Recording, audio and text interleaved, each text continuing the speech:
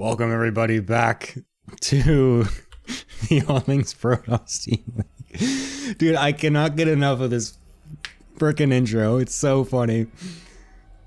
The fact that it's so well done, has the sickest music for just this little crappy little league that we have made up. It's just it's so funny. It kills me every time. Oh man, I cursed in the first minute of the recording. Oh no, I can't get any money now. If I ever get enough subscribers to this channel. Whoops, I tried. Anyways. Holy moly. Welcome everybody. We have our final match of the first week today, which is Team Enpo, also known as Proletariat Esports, versus Team EBA, also known as All Things Primate. No, it's not Twitch that I care about, it's YouTube. Twitch doesn't give a fuck. I can't even save my VODs on Twitch because Twitch Korea says no. It's YouTube. Oh, I know, go. It's it's so funny. It's just, I love it. I literally love it so much. It is so funny. People told me to put the chat on this screen and I tried, but it does make it quite small. Hopefully you guys can see that. Anyways. Welcome everybody. We have, like I just said, our final match of this week. We will be getting into this very momentarily. This one is all replays. It was all done earlier in the week because they were not able to schedule a time altogether to do it live or anything. So these ones will be replay casted. But I don't know the results of any of the games. I actually didn't even know the results of yesterday's games either, that I did the replay casts of, because I thought I did, but I remembered wrong. And so it actually ended up surprising me. So that's actually good. But I don't know any of the results whatsoever for this series. So that's always good. So I have no idea what's going to be happening. But it is surely to be a wonderful series here. Give me a moment here just to tweet out that I'm live.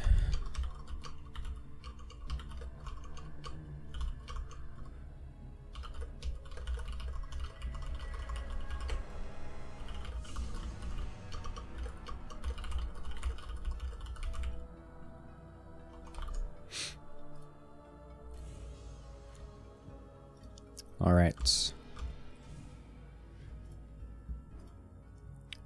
Alrighty, right.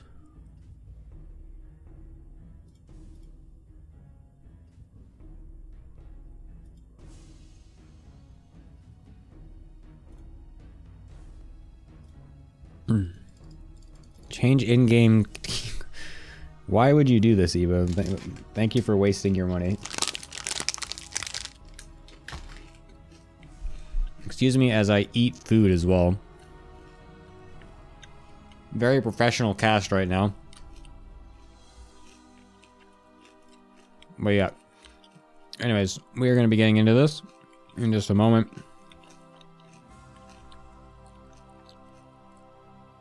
Well, one, yes, it is already teal, and two, I'm not playing. I'm Watching replay. We're casting your match, Evo. What do you mean?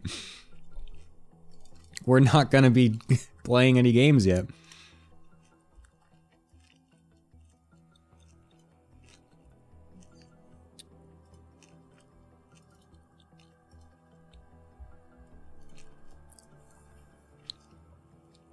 Would you still change it? No, I would forget. Anyways, we're going to be getting into these games. So this is still week 1. So the matches are pool 1 in the first match, captains in the second match, and then pool 3 in the third match. That's what we're going to be doing. Next week, we will be doing different sets of players. Why does eBay have a lowercase I? Because I thought your name had a lowercase I. Yeah, it says that on Wikipedia, which means that's the correct way to do it, is it not?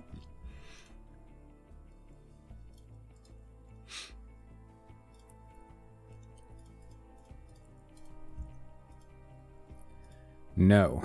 Well, okay, thanks for telling me. I'll fix it for next time. I just always thought it was like that. Because that's what it says on Wikipedia, and Wikipedia is always right. Anyways. I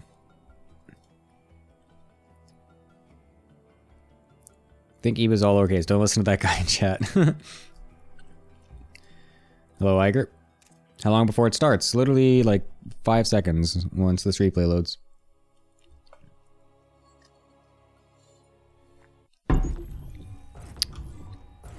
And here it did load. Awesome. So we are getting right into it. We are going to our first. Oh my god! And it's a TVT. I did not even notice. Holy shit! There's not a single Protoss in this match. Holy, what a way to start it! Spawning on the bottom right side. Playing for. I think this is this. I forget who's on each team. Hold up. Hold up. Who's on this team again? Enpo, for Team Enpo. It is Froggy, or Frogos. My scroll wheel is disabled. Hold up. I need to be able to scroll. Yay. Woohoo. And on the top left, playing for Team Eba, it is Defi. And amazingly, yes, there, I mean, like I was saying yesterday, there was a surprising amount of non-Protosses actually signing up for everything. So like each team has at least one non-Protoss, I'm pretty sure. And so I was like, yeah, it's going to be kind of cool because it's not only going to be PvP in what is a Protoss Discord team league. There's actually going to be non-PvPs. But I totally forgot about the fact that there would actually be potentials of non-Protoss completely. So that's so funny. So yeah, we're in a TVT right now.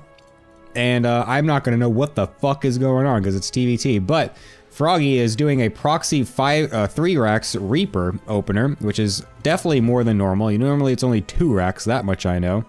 Whereas Defi is going for an in-base 2 racks Reaper, which is incredibly interesting. This is the pool 1 match, so that is about low. That's like low GM Masters level, generally Masters, but potentially to be low GM as well. Oh, dodges the nade there, actually quite nice. Puts another nade down and to deny the escape, and it will kill the Reaper. And the factory will get placed down also to deny this jump up spot. So Defi taking a pretty nice lead already in the initial Reaper exchanges.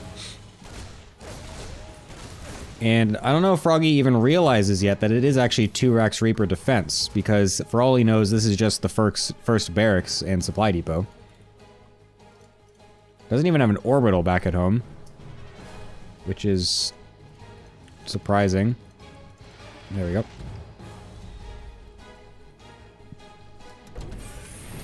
But yeah, this is just like, you know, this is done. Like, this 3-Rex Reaper is not going to do anything. A defensive 2-Rex opener is just, you know, I may not know anything about TVT, but this is simple enough for my brain to figure out.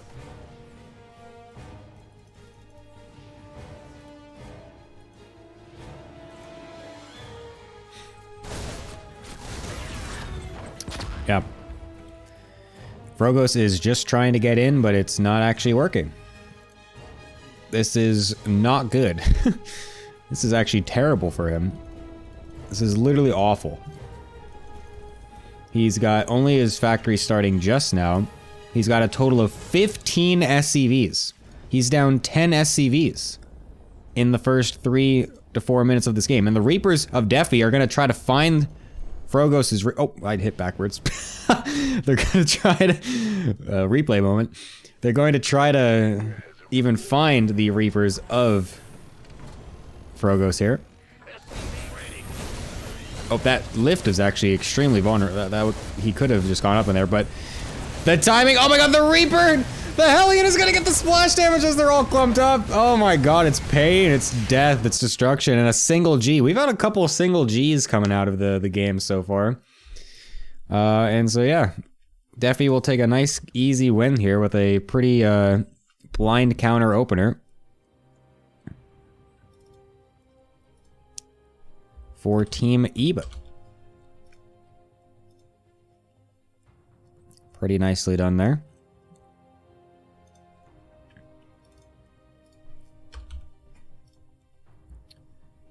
And we're going to get into the second game. Wow. That was very fast. That was very swift.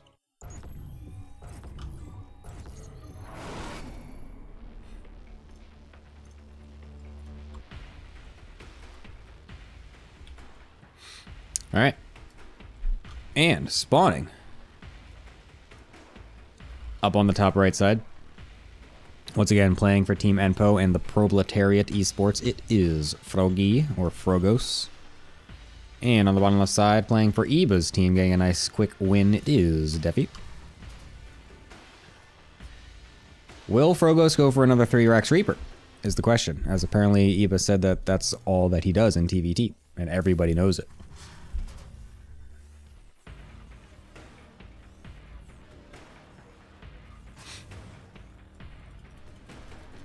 Looks like he's at least going for a normal opener for now, just a gas first. Which means he might be going into some more quicker tech or something like that. Defi, once again, looking like he wants to do a defensive 2 barracks Reaper opener. Just assuming that Frogos is indeed going to stick to his habits. But it is going to be a little bit different from Froggy, unless this is actually going to be a barracks and he's just going to go 2-Rex Reaper in his base, which would be weird. But it's not. He's going to scout. He is going to scout. Oh, I need to put the new YouTube channel in that sellout command.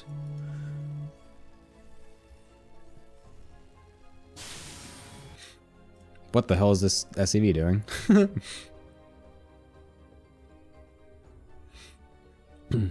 Yes, this is TVT in the in the All Things Protoss Team League. Isn't it insane? What is this SCV doing? It just stopped halfway through the map.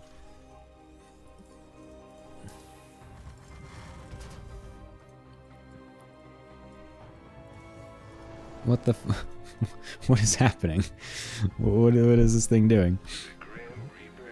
Alright. Well, it's going to be just a normal Reaper opening into a factory for Froggy. We'll see what kind of advantage he's able to get out of that, given the fact that Defi's factory only just now is starting. Again, I don't know anything about TVT, so I have no idea what they're going to be trying to even do.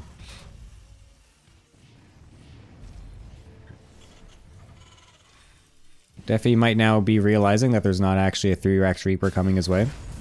And so now he is feeling pretty safe to go ahead and cross the map with his few Reapers here. And that actually, oh my god, it's for a starport.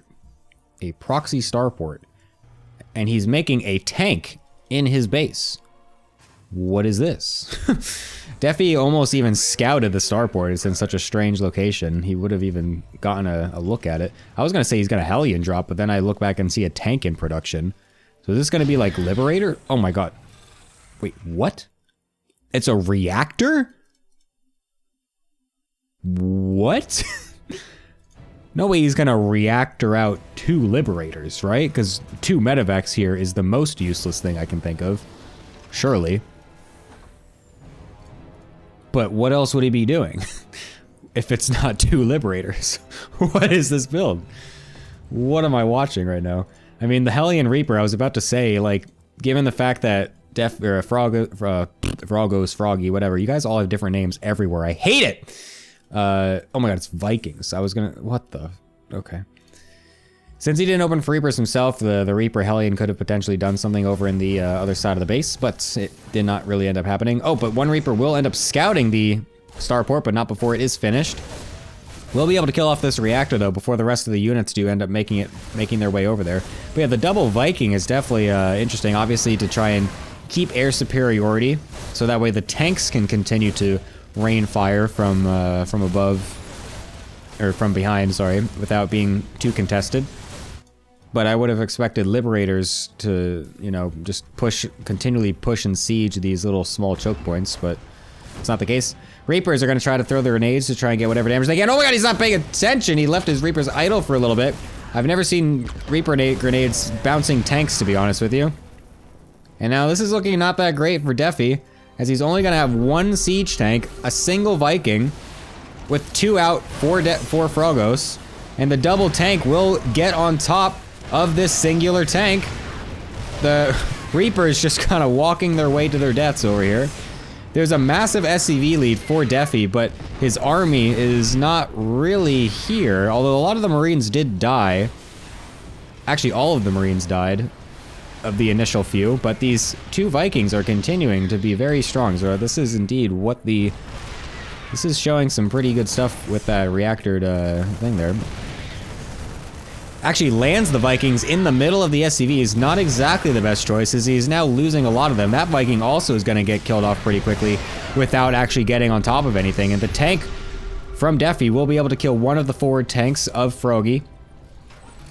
We'll have to wait for a little bit more here, but that really is kind of the only thing it's got. Oh no! He's got high ground vision, the 2 Marines, he's not paying attention. The Viking's gonna come over and try to kill the tank. Oh my god, he survives with literally 1 health. But it's gonna die anyway. He should have unsieged it right after killing those 2. Not sure why he didn't. I don't know what is happening in this game. The all-in is continuing out of Froggy. He's got 500 minerals banked up because 111 on 1 base is not exactly enough to really spend all of your resources.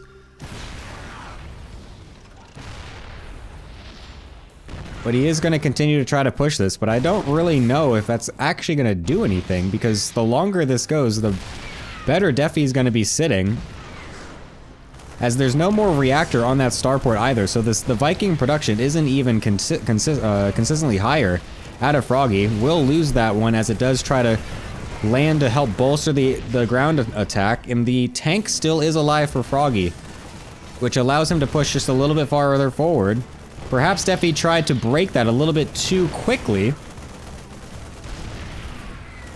We'll try for it one more time as the SCVs are trying to keep the tank alive, but the focus fire from Froggy is there. We'll be able to kill the tank before Defi is able to take it out, and that will spell the end of the first series, leading it to a 1-1. What a whack early build from Froggy to do a proxy starport reactored Viking. Reactored Viking 1 base 111 all in. What a strange build.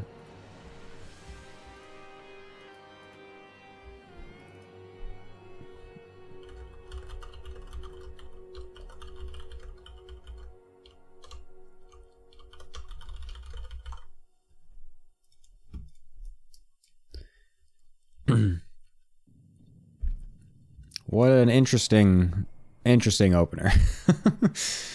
Definitely strange.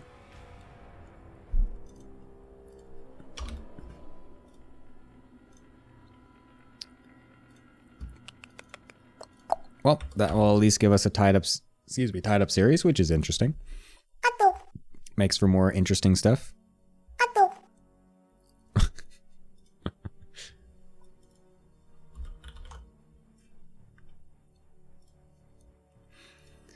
All right. Since this is replays, we can just zoom on right through, and we will do just that. As we will be going into the next series, which will be the captain match. And on the top right side, our first Protoss of the day in the All Things Protoss Team League. It is the captain of Team Proletariat Esports. It is Enpo. And on the bottom left, spawning as a race that you maybe did not expect to see, it is the team captain of All Things Primate, Eba, the 12-year-old GM mastermind. Or sorry, 13. This is not live. And per rules, if you have two players playing with a large enough MMR difference, that player that is the higher MMR will then need to play an off race. So Eba is by far the highest MMR of the signed up players. He's like 5'8" or whatever, when most of the others are around at most like 5'1", 5'2". So we're basically telling him to off race to make it more interesting. So yes, here he is, playing as Terran and going for a 2 racks in the base opener. Enpo, we'll see if he decides to go ahead and scout that. We'll actually not see it just yet. Oh my god, that is literally the closest you could ever be. Like, look at this line. Like, literally the animation, like the model of this animation protrudes past that line a little bit. Look at that. But he did not see it. Literally a pixel. A singular pixel of difference from Enpo not scouting that. A bit unlucky there, for sure. That's some critical information that he would love to have.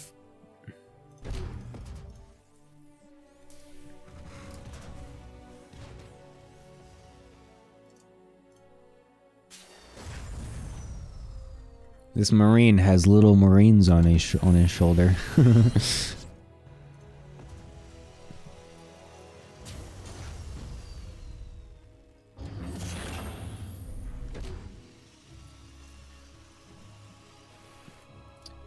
Anyways, Enpo will be going right into Twilight Council for a likely blink. Kind of a strange spot to put the Twilight Council, and I don't know why he doesn't just put it right there, but whatever. Unless he misplaces pylon here, and that just barely doesn't allow him building spot. He should put it one more to the right. I'm the building placement expert. Anyways. It will be a fast stim opener. From Eba.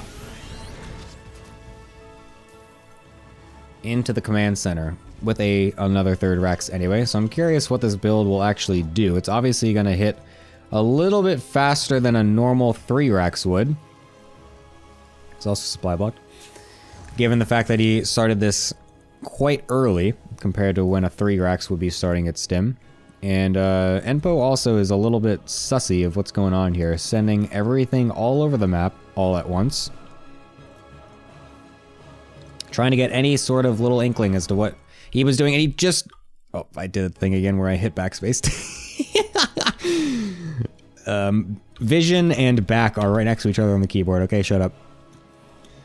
Enpo just barely gets the spot off that Marines are walking across the map. Doesn't see the full amount of them, but just seeing that one will indeed trigger the fact that there are... Oh my god, but the sick plays from Eba to turn around, catches that one stalker as it's trying to walk right back up the ramp. Talking is very difficult.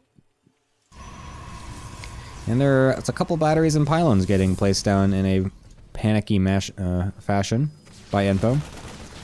But I don't really think this is going to do that much. There's not even that many Marines here. I don't really feel like this is a good build.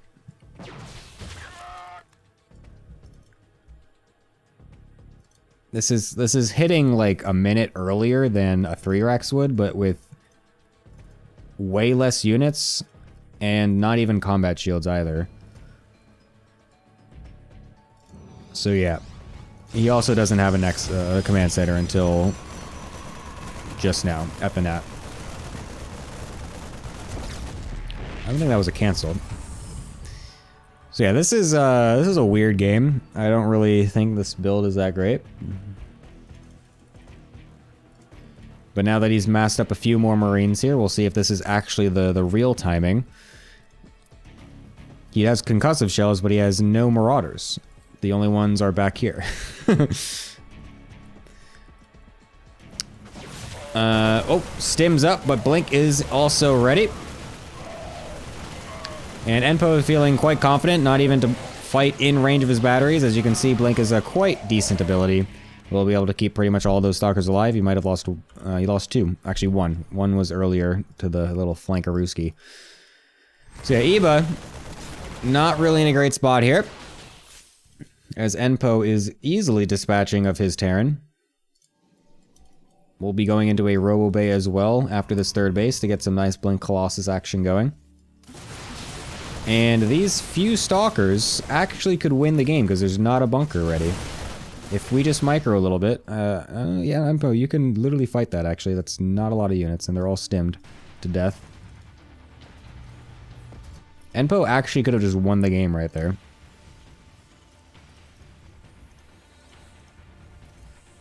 But the bunker is finished now, so there's not much he'll be able to do else from now. We'll need to get a Warp Prism or anything to help continue the aggression, but he seems to be fine just coming right back home.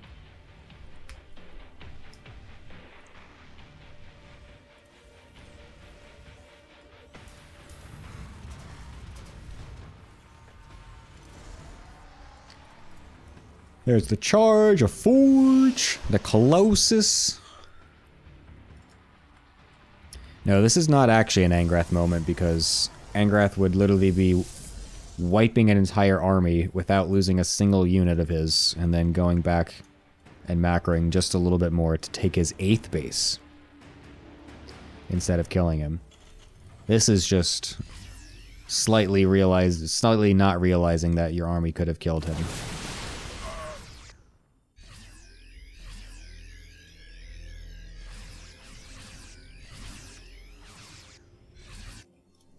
The only bad thing for Enpo right now, though, is that his pro count is actually not even that high, given the openers. He really wasn't under any... He really kind of assumed that whatever was hitting him was going to hit him much harder than it actually did. A sick little flank or potential counterattack is getting set up here by Iba, though, which could potentially catch these Stalkers off guard. Or he might just lose all his units in the middle, but here comes the actual flank. We'll be able to catch off some of these Stalkers, although that's about it. But yeah, Enpo could easily be at like 66 probes right now, but I think he just really overestimated just how much Iba was going to have with this early aggression that was coming his way, so he felt a bit too scared to really probe up a lot. But so he could be in a much better spot than he is. He is in a great spot, I will say, but it could be much better because a 50 to 64 SCV situation with a 3rd base about to land and some mules coming in, it's not that bad for Iba, honestly. Like, it's not great, but it's definitely doable.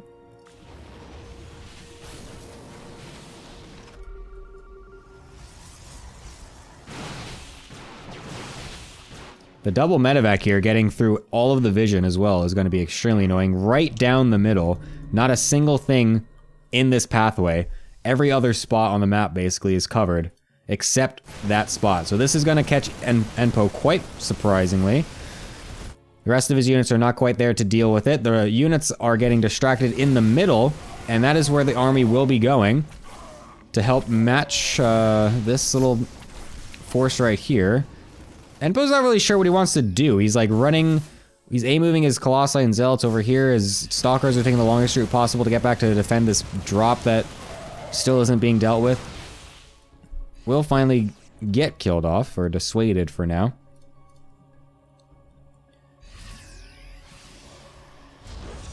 I was just about to say Enpo also was forgetting to continue his upgrades, which is actually one thing that is going very well for him as well. Because Iba's upgrades have been very delayed given his opener, which normally is not the case for a Terran vs Protoss. Usually the Protoss is slightly behind in their upgrades and has to catch up later with Double Forge and Chrono Boost. But this time he does maintain the upgrade lead, so he wants to definitely keep up on that, because that'll give him a lot of good benefits going forward.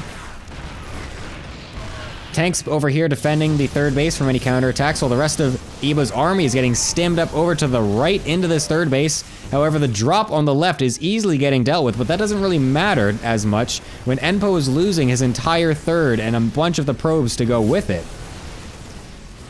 Enpo, unfortunately, not really prioritizing the armies correctly, not really realizing what is being sent around the map in what segment, thinking that maybe there was still a little bit more army on the top side, sent the majority of his army down there.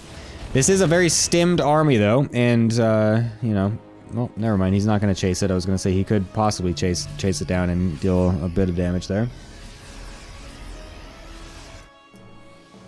But now Enpo's in a real not great spot.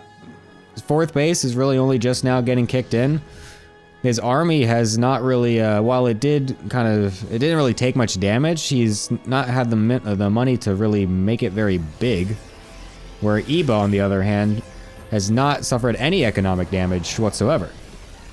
Other than the fact that he started with a very late natural base due to his opener.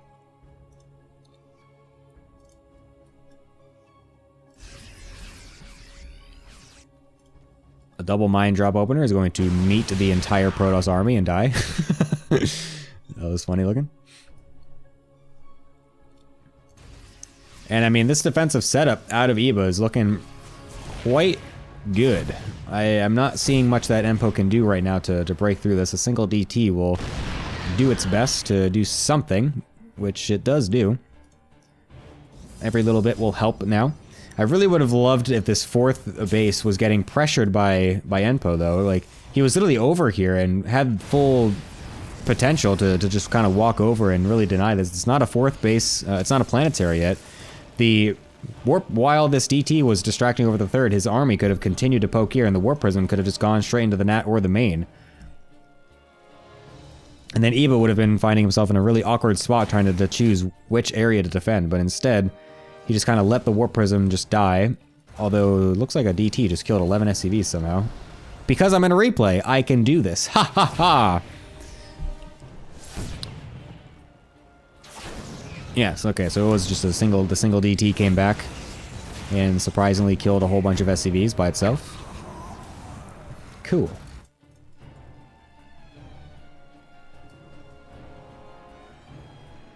This Protoss really doesn't know how to have two control groups, says the Protoss playing. Enpo, are you serious? You don't have more than one control group? That makes me extremely, extremely displeased.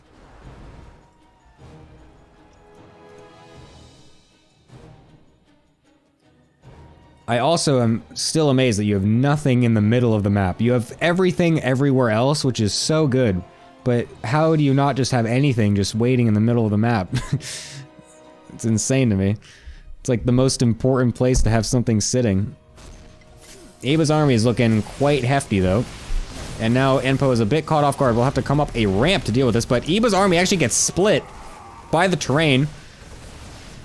Enpo choosing to not chase though. So we'll stay where he is. But Iba's army is just huge. Enpo is still sitting at 188. He's actually supply blocked at 188, which is extremely painful. It has not been able to get his final last few warp-ins and whatnot. Also going for a triple splash, by the way. Does have Colossi, some disruptors, and is now finishing Storm. So he will be trying to manage triple splash with only a single control group. I can't wait to see how that goes.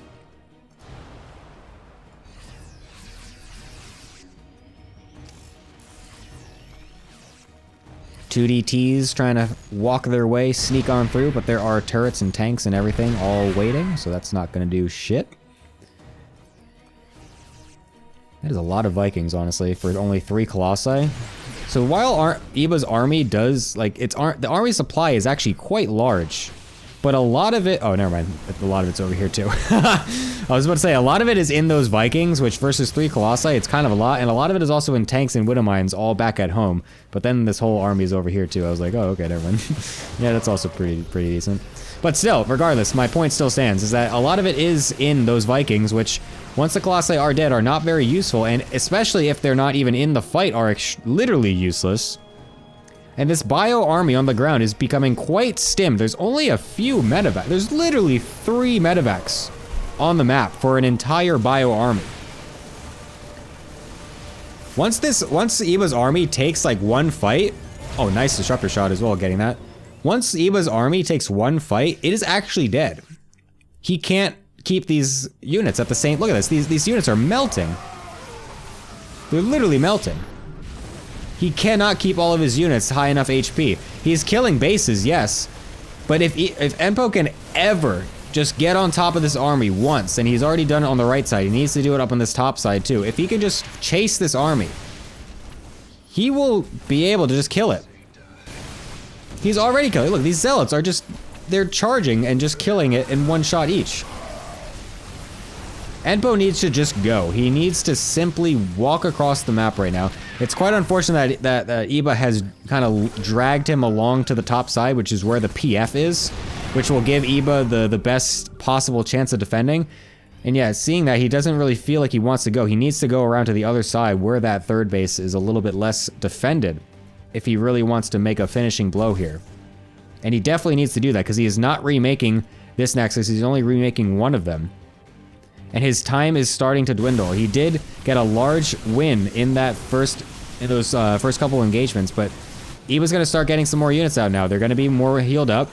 Still does not have any medevacs though. That disruptor doesn't do anything. Yeah, Enpo, you need to just go. Go right now. This is not a lot of stuff right here. I don't know why all your army is all the way up here. You're going into a PF. Just go and attack down here. There's only a couple tanks. The army is so small on the ground. Oh, he doesn't feel like he can do it. He's not feeling it. Even though he sees, oh, he sees. Look how much vision he has. He's instead gonna try to sit back and re-expand again late and let Eba reamass his large army. So Eba's definitely breathing a sigh of relief at this point, now that he's been able to get a decent Liberator count up. There's actually also range for these Liberators, I think I saw in the production tab. Yes, he does have Lib range as well now. So that's only going to make it even more difficult now for Enpo to attack into this position. Enpo really just like doesn't really know. He's trying to just kind of keep Eba contained a little bit to deny 5th bases and whatnot, but well, if he can catch the army with some disruptors, and those are pretty nice ones, getting a big chunk of ghosts. Total of 10 ghosts have died this game, but god, this Liberator count is getting obscene. There's literally more Liberators than Stalkers, I think. Yes, there are. There were almost. Same amount. There's about to be. There's a lot of Archons, though. If those Archons can get underneath a big clump of Liberators, that could be very deadly, but that's not really what you want to be hoping for as a Protoss. It's not what you're trying to rely on in this situation. Enpo's going to be splitting his army up. Interesting. I mean, he just seems so hesitant. He doesn't know what he wants to do. Does he want to attack? Does he want to harass? Does he want to deny bases? Does he want to get his bases back up? Does he want to, like... I feel like he's not doing much. He's just hoping to catch Eva's army completely off guard, which, you know, granted is possible. But, I mean, we're not getting anything to help deal with the Liberators anymore. We're not trying to actually deal damage by, like, full-on confronting a base while then having maybe a slight counterattack on the other side. It's like just a couple DTs walking here and there. It's the armies walking back and forth. Like I said, the Stargates are only just now coming up when all of these Liberators are currently out. Going into the Liberators now, though. The rest of the bio is not quite close enough, but that Liberator siege is so huge once it does get set up. A good disruptor will be able to keep the rest of the army away and kill off quite a few units, but I mean, just that one volley of Liberator shots right there, really, you can just see how difficult it is to push into that. I mean, all things considered, Enpo is still staying on this side of the map. At least he's not doing this back and forth thing in his base. So that way this at least keeps Iba questioning what's going on the map. Because he is still only on 4 bases. He doesn't have a huge scan count. He's only got his 3 orbitals. So that actually leaves him quite blind out on the map. So he really doesn't know where Enpo is. And so he's really scared to actually push across the map much more. He's not really just said fuck it yet.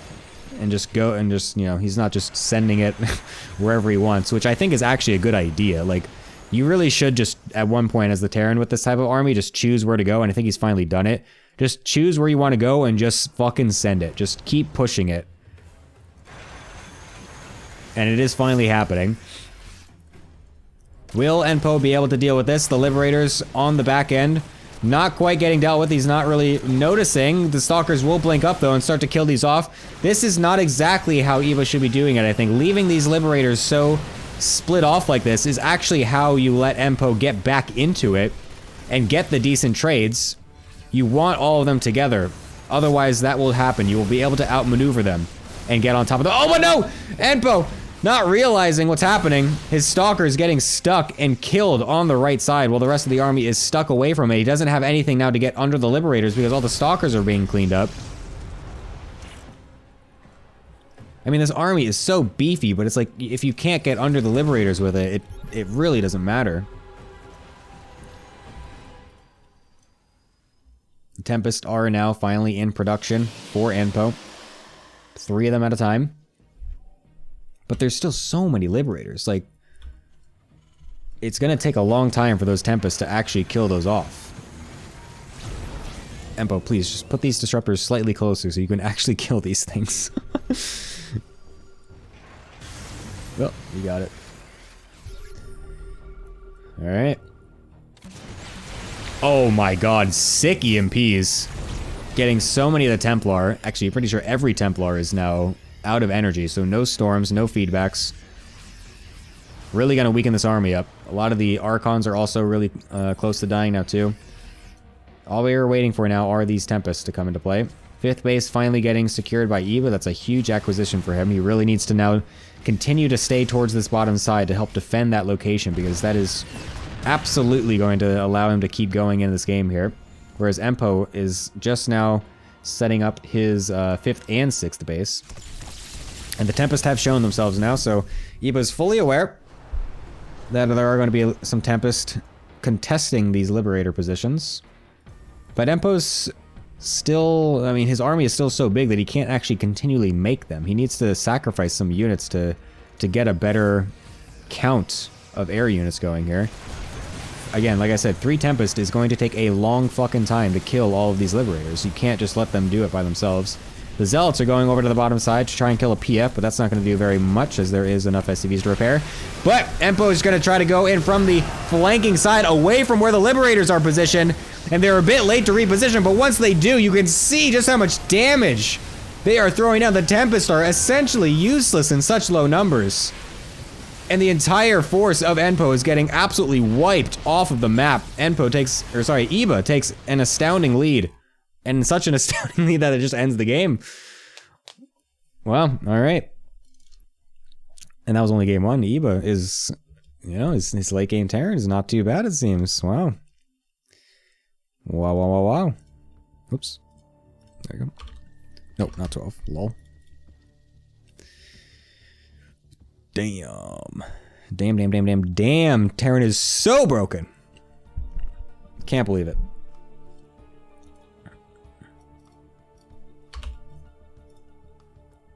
Unbelievable how broken Terran is. Give me a moment.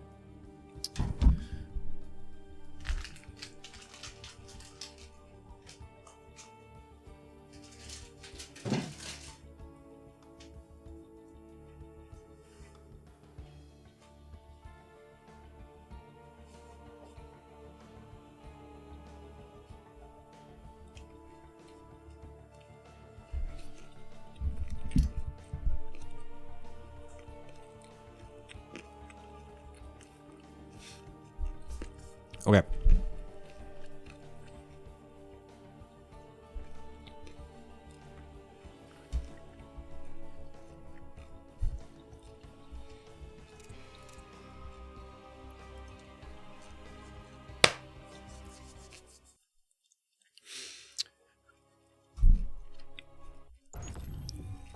We are going into the next game.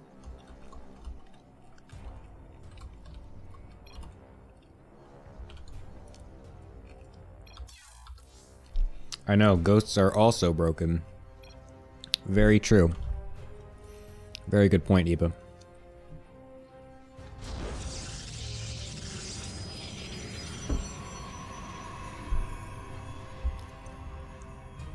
All right.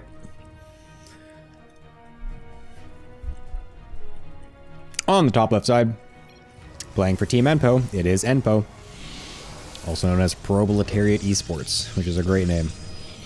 Honestly, I feel like Enpo I feel like his team peaked with the name and logo category. Proletariat is a pretty good name, and the logo that Bulmolja gave them is honestly the sickest of all of them. And on the bottom side, playing for Team Iba, it is Iba, also known as All Things Primate. Going for a one-base wall-off build. Absolute scum.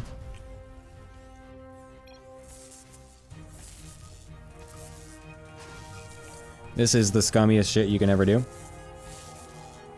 Actually, the scummiest shit you can do is one base wall off into 3cc. If you do that, you are actually just the worst human. Why is Enpo not doing the Reaper wall off? Enpo, this is literally the best map. You literally only need one building. You just infinitely deny. There's not even a little jump point right here. You have to go up the ramp. This is the best map for cliff walls. Anyways, it will be a factory, so it could be literally anything at this point. Could be Cloak Mines, could be Hellions, could be Hellion Drop, could be Reaper Hellion, could be Banshees, could be one base tank all in. Could be proxied, any of those things. Isn't Terran great?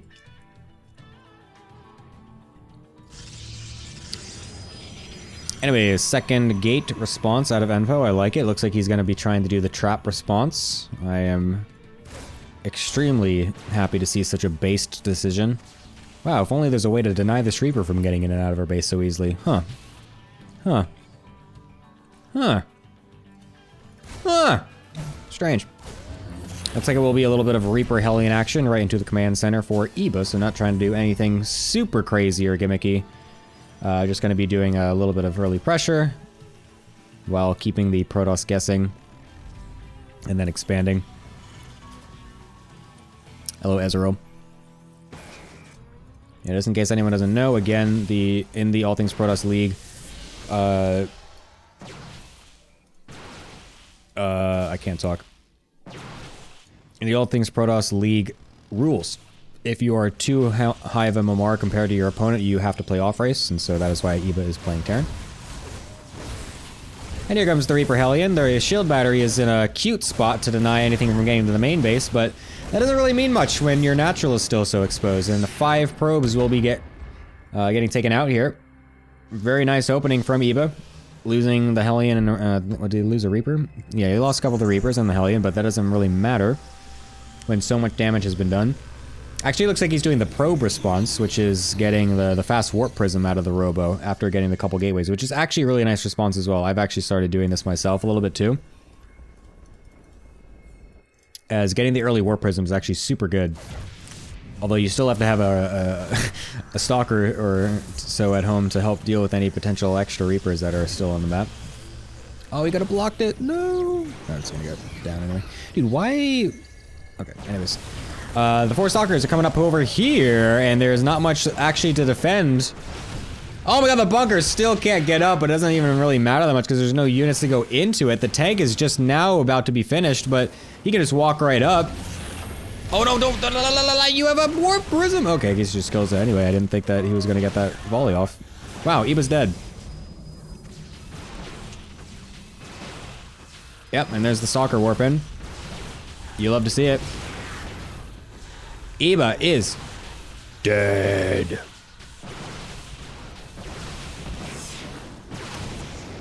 Enpo took all of the killer instinct that was absent from last game and just shoveled it all into this game.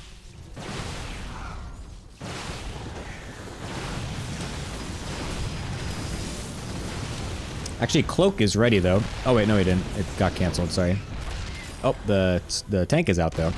So that will, for now, cease the attack, although, oh my god, nice little shuffle around there actually. Oh my god, some pretty good micro after, or before getting hit by that tank shot. To kill that Banshee and a couple of Marines. Tries to dive onto the tank, not gonna do it, but we'll be able to just shift over to the Nat. And do a little bit of more damage. Oh. Back at home, he's got all of his probes back saturated again. He's got the Robo Bay on the way. He's got the batteries coming in to help versus the Banshee if it ever decides to go across the map. And Eba has 17 SCVs. This is not going well for the youngster. The Zoomer himself is getting zoomed out of this game.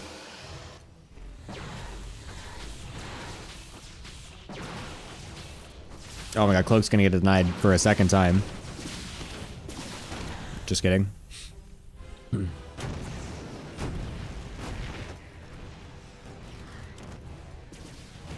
I'm actually surprised that he is still going for it again, though. It's not really what I was expecting to be the priority here. Although it looks like Eba's just gonna kind of send it. I feel like he should just pull the SCVs.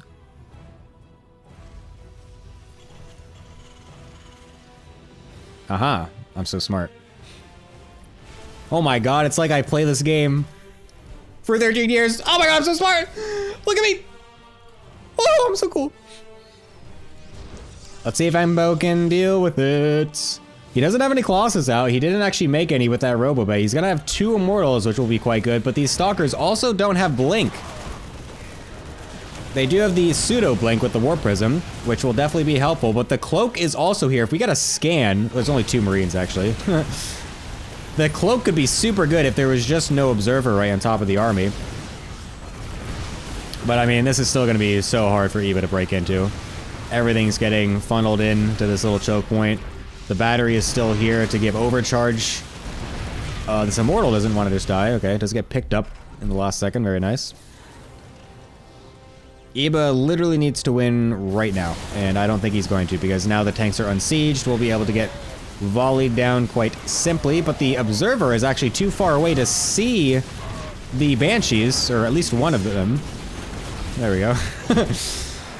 And Enpo will continue to keep it an even series. So 2 1-1s so far for the series, keeping it interesting.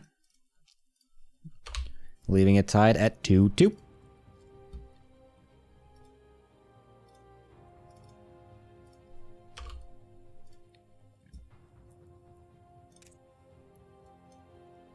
And so we will be going into the last match, which is our Pool 3 match. And I'm jumping right into it because I am impatient.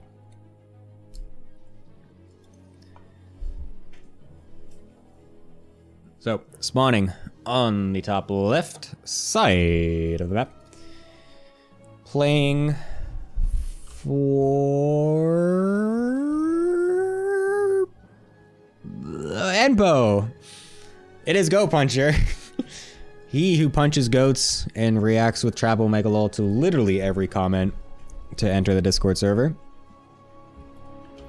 And on the bottom right side, it is playing for Team Eba. Mikoto. Who I don't know anything about.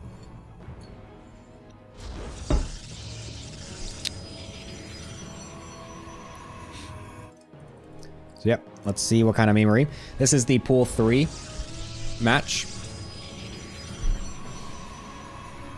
So that means it is diamond level play about. This is like, yeah, this is just diamond. So we will be seeing what this is like, as Go Puncher is actually going for a 1 gate nope, sorry, he's still going 2 gates, but he's just doing it at the natural for some reason. I have no idea why you would ever do that. But he is doing that, whereas Makoto is doing a much more normal 2 gate in the base opener. Did not use his second chrono though, so might be trying to do a double chrono on the gateways to get some fast stockies across the map to pressure this little forward position here. No, these ones are not played live. They were not able to do that. And so they are replays.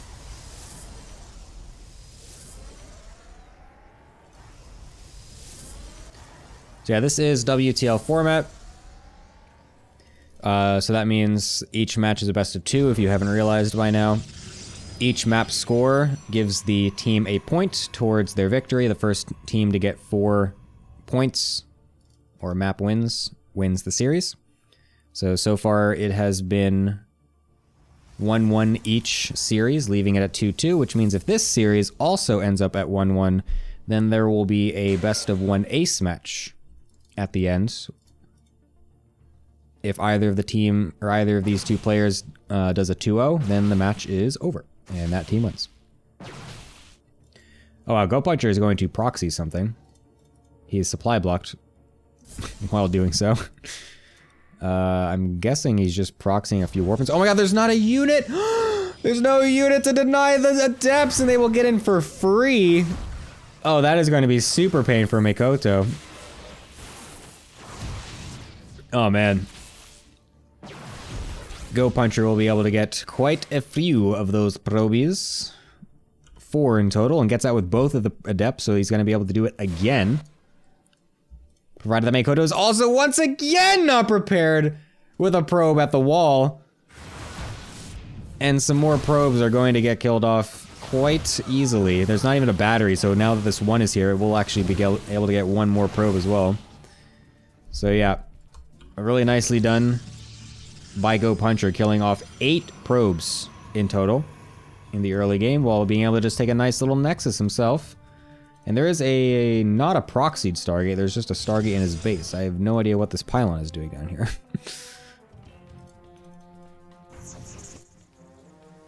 Makoto, on the other hand, is going into the Twilight Council. After getting some of the Stalkers and Sentry out, the Hallucinated Phoenix will be able to get in here. See that there is an expansion. We'll be able to see that there is also a Stargate. So can still prepare for that, hopefully with a battery.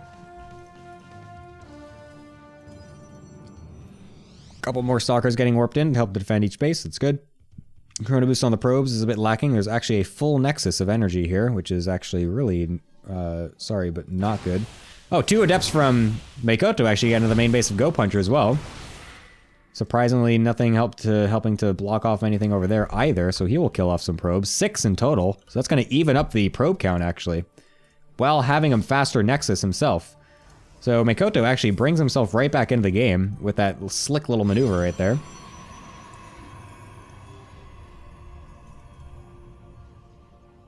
I'm going to have to be paying extra close attention to the minimap this series, because it seems like the players did not host the game with the WCS mod that has like the worker kill count on the side and all that. The Oracle will be going into the main base. I really hope Go Puncher does not try to just suicide that, as he does have a second one on the way, so he still has the potential for the good old 2 Oracle into win strategy. No!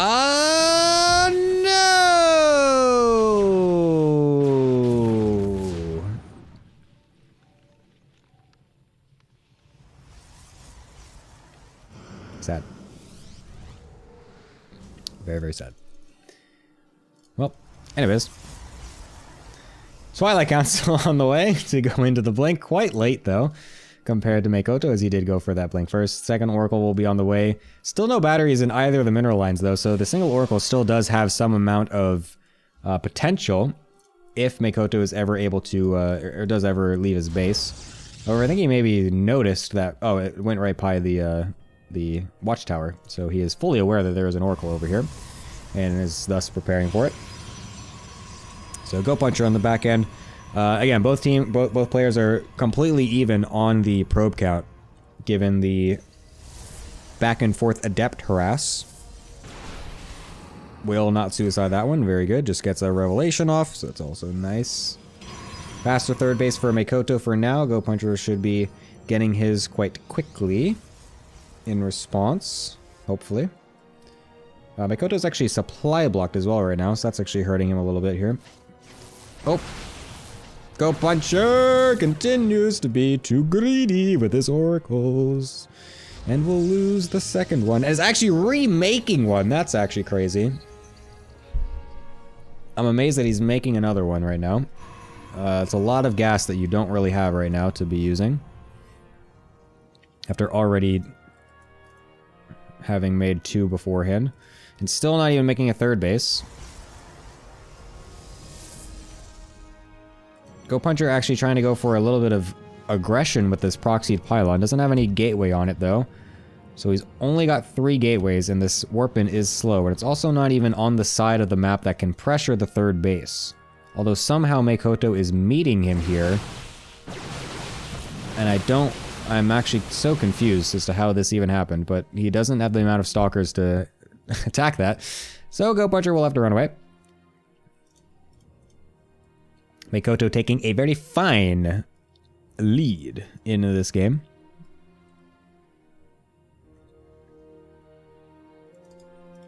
The third Oracle coming in to try and do some sick damage. We'll only find a few probes, as it seems like Makoto forgot to transfer his probes early enough, and he's gonna lose this one as well. Oh my god, don't tell me another one gets booted up. Please don't tell me. Alright. Thank god. How funny would it be if Go Puncher just like literally just on command every single Oracle that gets suicided, just another one immediately takes its place. That'd be so funny.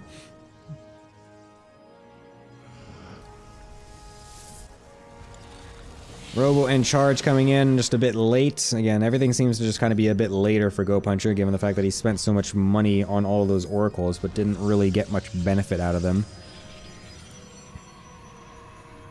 Has lost quite a few resources compared to his opponent, and also has the much later Nexus, but it seems as though Makoto kind of stopped probe production for a bit there as he was setting up that third base, because Go Puncher has skyrocketed ahead in the economy and will actually now be taking the lead because of that. He was much more diligent in his probe production in the downtime, waiting for that base to come up, and so he will actually be getting an immediate boost of income from that compared to his opponent. So that's actually very nice for him. He'll need to now make use of all that extra income, and he is doing so by taking a very fast fourth base, so we'll be now even ahead in that regard compared to his opponent. We'll need to be getting extra gateways, because he's going to start floating money real soon here, as he's only got 3 gateways right now, with 1 more in production. Instead, choosing to get some cannons and batteries, afraid of there being some potential DTs, although that is not the case. And War Prism's speed is actually being researched by Makoto to do a single disruptor speed drop. Interesting. I mean, that will help him out later in the game as well, to be honest. Dude, okay, so why is this happening? Why are my units just like disappearing? I have like the high models on where like it, you know, they should be having their unique like death animations and shit. Why is it happening where like they're just like disappearing? I am quite annoyed at that. Okay, that time it did it. It doesn't always do it. Sometimes they just won't do the animation. Well, there's a fight happening here. Actually, that speed upgrade ending up kind of hurting Makoto there, because his War Prism just went rocketing in front of his army. Just suicides itself into the into the stalkers of Go Puncher. It's very funny. Reduce violence automatically enabled. No. This is not, like, it's still my account. It still has the saved settings.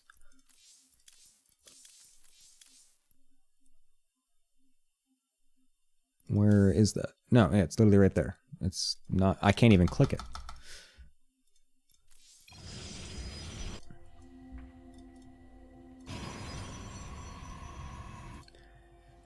Anyways, there are disruptors out though for Makoto, so that always does mean that he has some amount of possibility, although his army is actually just larger in general as well.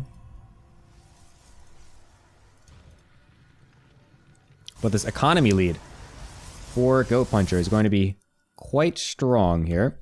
He's still very late on his gate production though, extremely late on it to be honest. These extra gateways should have been coming down like 5 minutes ago. So he's really not able to take advantage of this insane economic lead that he's managed to gain himself. Look how much money he's floating right now. His army is just really stagnating. He simply does not have any production to help bolster this army. He's had the same army for the last like 3 minutes or so. Whereas Makoto had already made all those extra gateways, forges, robos, tech. So he's actually got a much more well-rounded out army at this point. Doesn't seem to be on top of the map control, however, as Goat Puncher has an insane sense of what is happening on the map with so much vision everywhere. We'll be able to get a pretty free pickoff of the 4th base, but will he be able to get home is the problem. Did he accidentally just trigger Makoto into attacking into him when he was just kind of just sitting on his butt the whole time leading into this? This is reminding me of the Hawk versus Buster series, where Hawk just randomly attacked at one point after Buster was sitting on his butt the whole time, and then inadvertently made him go ahead and kill him. That was an insane flank forward by Goat Puncher, by the way. Amazingly did not die to any of those disruptors. I don't know why any more disruptors are not being fired. A nice target fire. We'll be able to get rid of one of them, but the other one still is there. Gets a nice shot off. Oh my god, Goat Puncher, you are clumping up so much in this little choke point. I am so scared for you. But we're just seeing that there's just not enough here. A lot of the Zealot Warpins are actually being used in the main base to try and deal with some counter harass, but that's not going to do anything. There's a couple cannons there. The Disruptor will get killed off. The second one also does get picked off for actually a pretty nice focus fire, but it doesn't really matter when the army from Makoto is just so powerful. Oh my god, the emergency DTs. Holy shit, wait a minute! There's no observer here! The only observer is all the way on the other side of the map. The DT Warpin, the emergency DTs, might actually be able to keep Goat Puncher in this game because he still has a pretty decent economy. If he could just keep the rest of these probes alive, his 4th base will still be up. His 3rd base, all 4 of his bases are still here. There's still no 4th base for Makoto. Well, there's still only one observer. It's getting F2'd over. Oh my god, a response of emergency DTs out of Makoto, though, will make it extremely difficult for Goat Puncher, because I don't think he has his observers anywhere close. He does have one. Okay, never mind. He will see it. He does see the emergency DT Warpin out of Makoto. A huge other Zealot Warpin is coming in, though. And the observers are now here. The focus fire from Makoto will be able to snipe the one observer from Goat Puncher. This is actually an insanely close. Oh, the Disruptor! Nice Disruptor dodge there from Makoto. We'll actually blink onto it, and now the DTs of Makoto are ravaging Goat Puncher's mineral line. But Goat Puncher actually has a bigger army. He just doesn't have any detection to deal with these DTs. No, his units are just suiciding into all these DTs. Oh my god, please go attack the Immortals. They're so dead. They're so free. Oh my god, what a game. Where's the observers? Oh my god.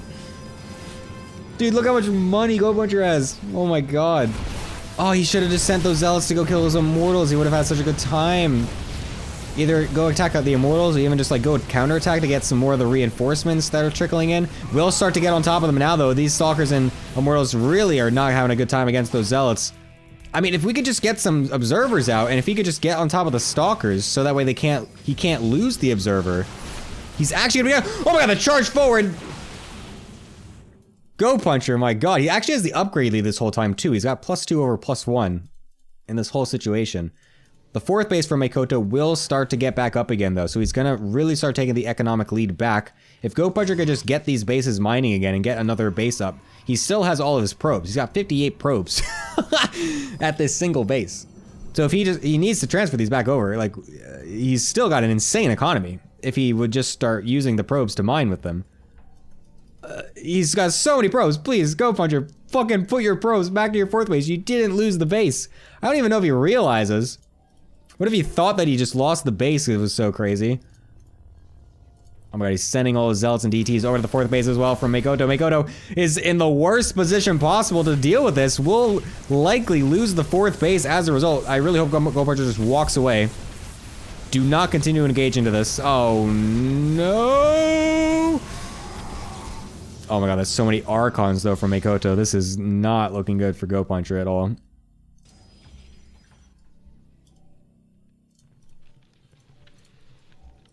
Finally getting some gas income as well is Go Puncher, who has literally just been spamming Zealots this whole time because he's just had like 3k minerals and 0 gas. Whereas on the other hand, Makoto did have large amounts of both resources banked up. Oh, and a random observer getting caught out. That's never very good when there's a lot of DTs on the map. And yeah, this is looking like it's going to be the end here, as all we have are Zealots. The DTs will finally get cleaned up once the observer from Makoto arrives. And a pure Zealot army is not going to do too much once the Archons start to hit the field. A valiant effort from Go Puncher to try and keep himself in this game, but sadly, a few of the pieces not quite sticking, as he will be forced to GG out, and Makoto will put his team on match point. Very nice.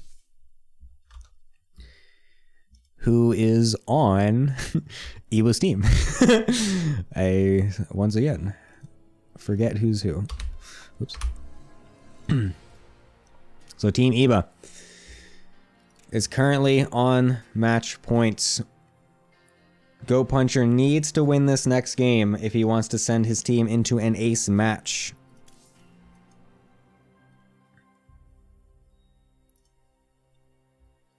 We will see what happens going into altitude of all maps. Wow, surprising. All right. Here we go.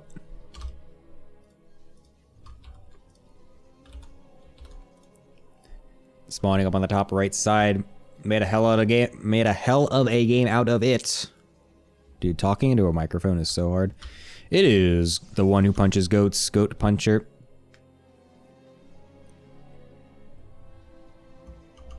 And on the bottom left side, barely eking out a pretty back and forth game, playing for all things Primate. It is Makoto.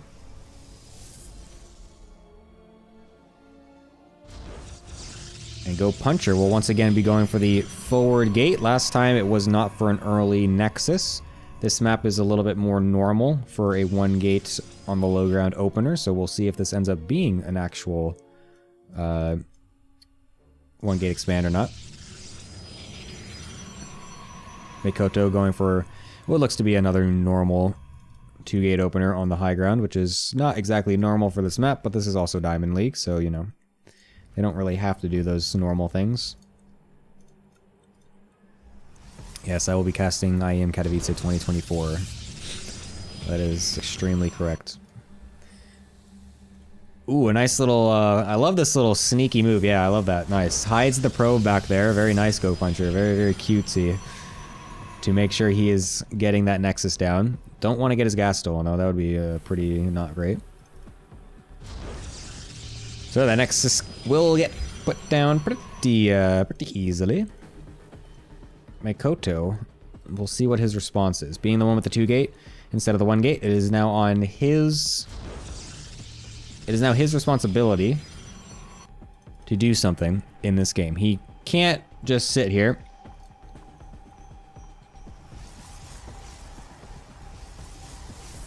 It would be very, it would just not really do him much to just kind of sit here and just try to macro out of this when his opponent has got just an insanely fast Nexus compared to him.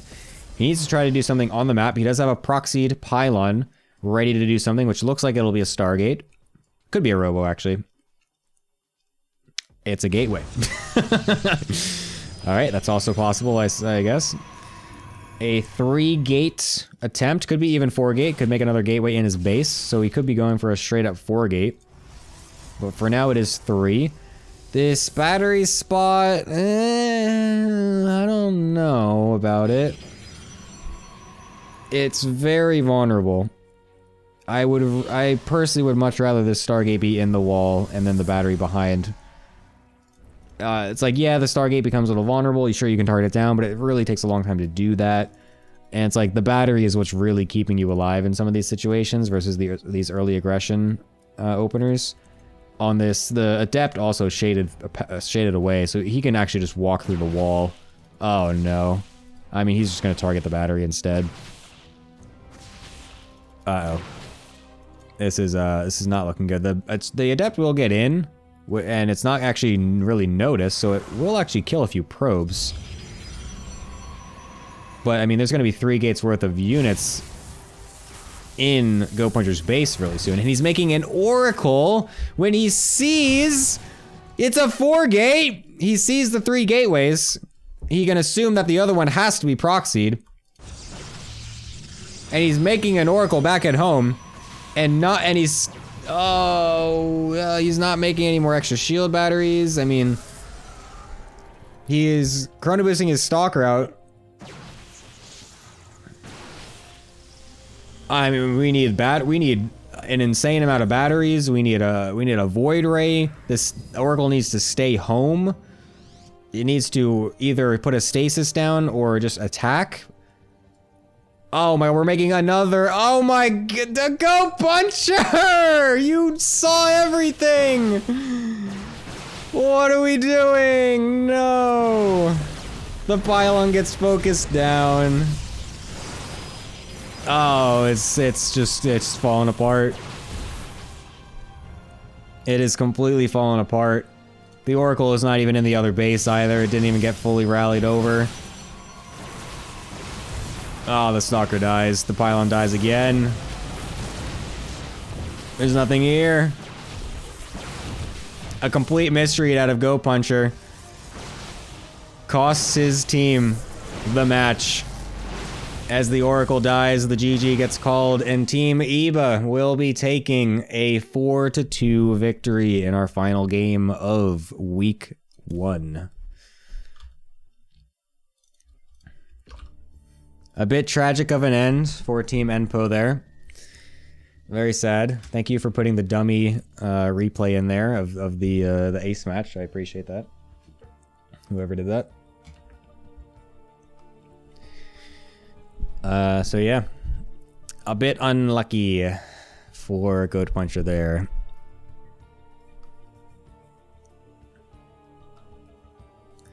But that will be the end of our Week 1 series. So yeah, that leaves Team Iba, Team Azora, and Team Acheron all tied for first with 1 win each, and then my team, Team Enpo, and Team Eiger, all with 1 loss. Team Azora overall will be in first place though, as they do have a 5-1 win, where the other teams all had 4 2s. So they will have a sole possession of first place. We'll have a bracket with like the we'll have like a table with all the things, the updated and everything soon. I don't have that for right now, but we will be adding that so you can have a full view of exactly the standings of everything. That you can check the All Things Protoss Discord with. So yeah. But for now, that will be the end of the All Things Protoss Team League for this week. Second week will be happening next weekend. I'll be doing the casts for that next weekend as well. Unless there's a time when the players can play live in the weekday, when I can also stream it live after work, if needed, or if possible. The matchups Fuck you, for... Gemini. Thank you. Thanks, Gemini. You're welcome, Takua. Good job in your games. Earlier, yesterday. Thank you for the subscription. for 4 months. Second week will be happening next week. Thank you, Angrath. Shut up. You get on a microphone and talk for fucking hours straight. You can't do it. So yeah, next week the matchups will be, as I open up my Google Doc,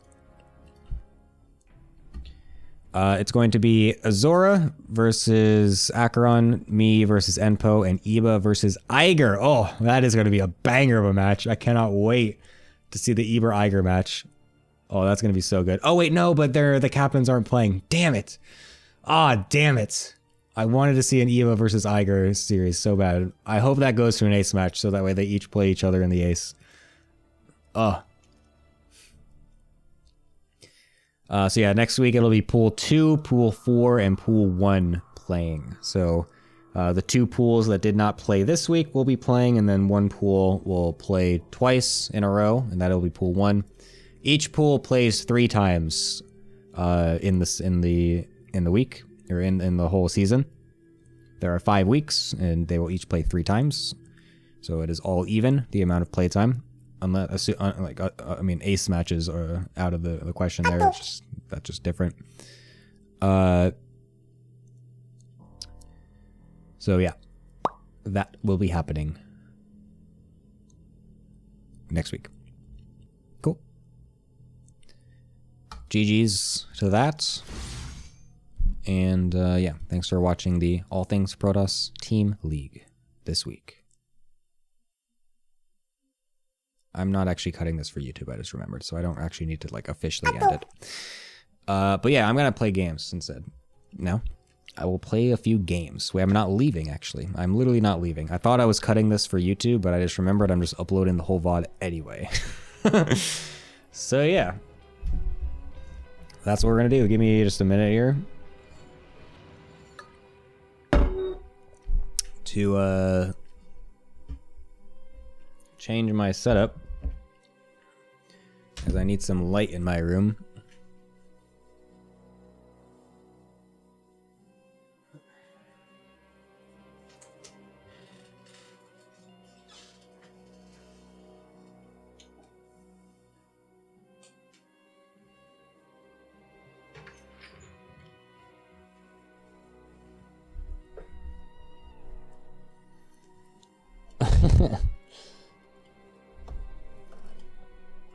Yes, I am actually playing games.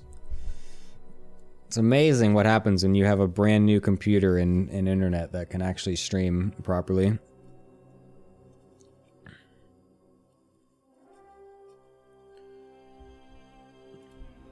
Hello, it is I, Gemini. Greetings. Greetings, chat. Is my camera in focus? Yes, it is.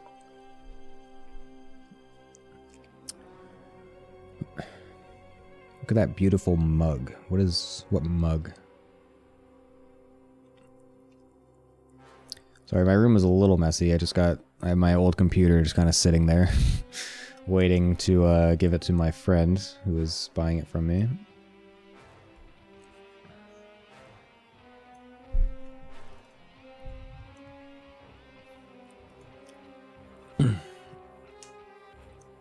Yeah, so I'm about to play games and get Cloak Mine spammed 10 times in a row, and then I rage quit to go play Valorant. That is exactly what is about to happen.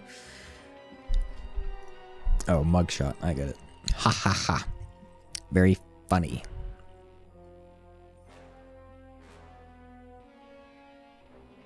I have to do... What do I have to do? I hope you give Trap a discount. I don't think he really needs a PC in the military right now, I'll be honest. He's quite set.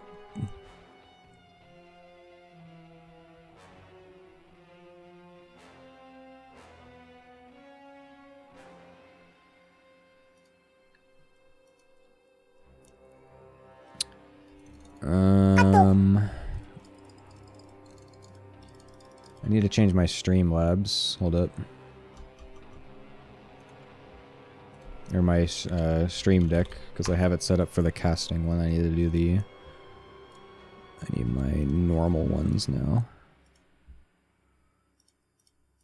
Okay. Cool. Should be good, right? In-game, out-of-game, in-game, out-of-game. Yes, cool. My in-game is set up, right? Yes, it is. Cool. Nice, sir.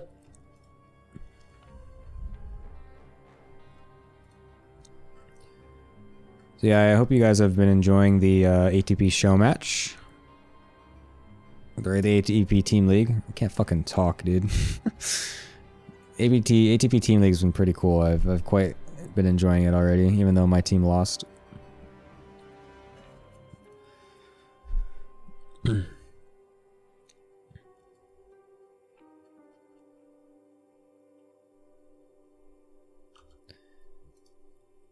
What is the scent of the candle behind you, if you may ask? You may. What is it again? I think it's black cherry.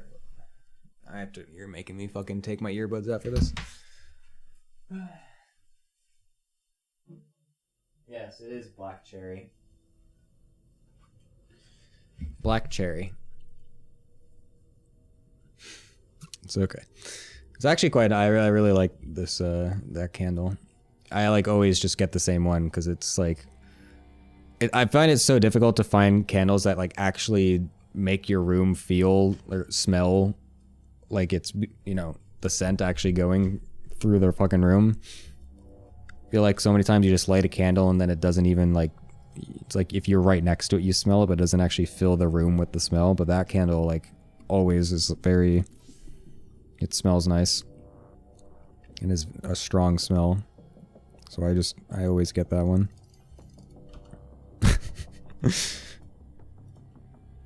So yeah. Anyways, we're going to play a few games. And then likely hate ourselves. And I need to go back to my medium graphics because, or I'll do high with medium shaders. That's what I do. Yes, accept. Wonderful. Dude, playing with ultra settings is actually so pain. I hate it. It's so difficult. That's funny. Well, that is silly. X out those maps. Cool. Alright. You guys are gonna have to remind me to change my scene multiple times as I'm still not used to having no scene switcher. So I am going to forget to change my scenes. Can't wait to get an average Korean Terran. Very true.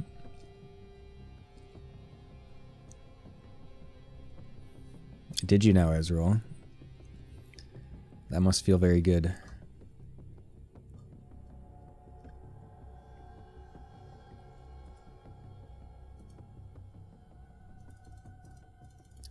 What is happening in the VCT right now?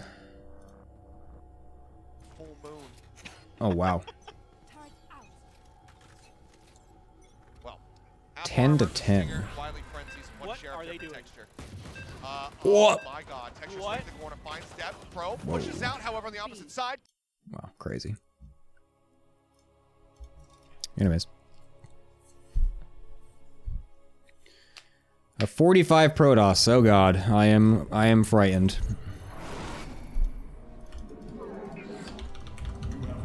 I am absolutely frightened because this is also the map that I do one base blink on. Oh god.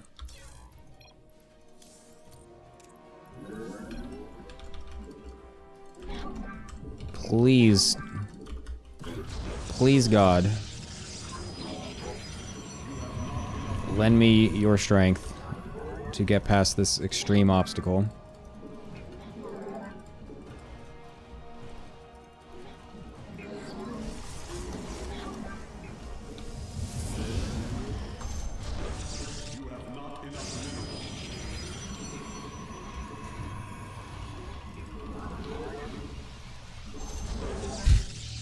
Yes, please trap. Lend me your strength. Oh my trap. Oh my fucking trap. This is an insane game that we got.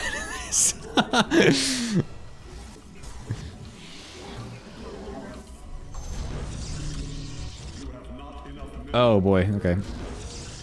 Alright, we can just play normal then, because he's not going for a 1-gate expand.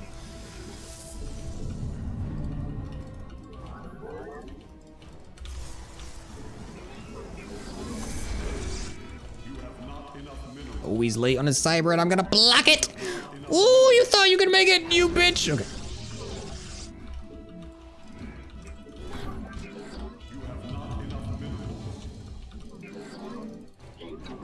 I'll be honest, I have not been playing much ladder. I've only been playing a bunch of custom practice games with people to like prep for Vulcan Cup and everything, so I've been playing a lot of games on ping. And so it feels quite nice to not play with ping right now. I'm just gonna play safe. I could try to meme him with a good old 6 stalker, but it's not really the map for it, so I'm not gonna do that.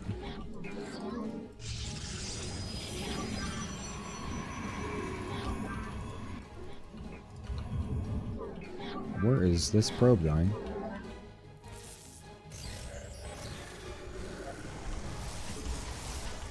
Oh, no way it gets away. That's sad. Where is this probe going? I'm so confused.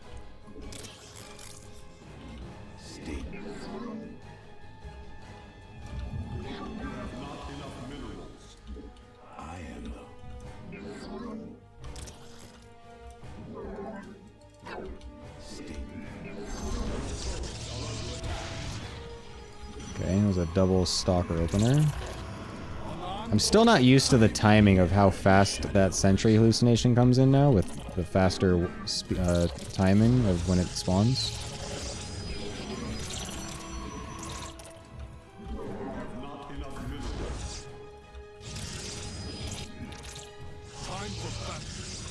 Okay, he's just playing normal.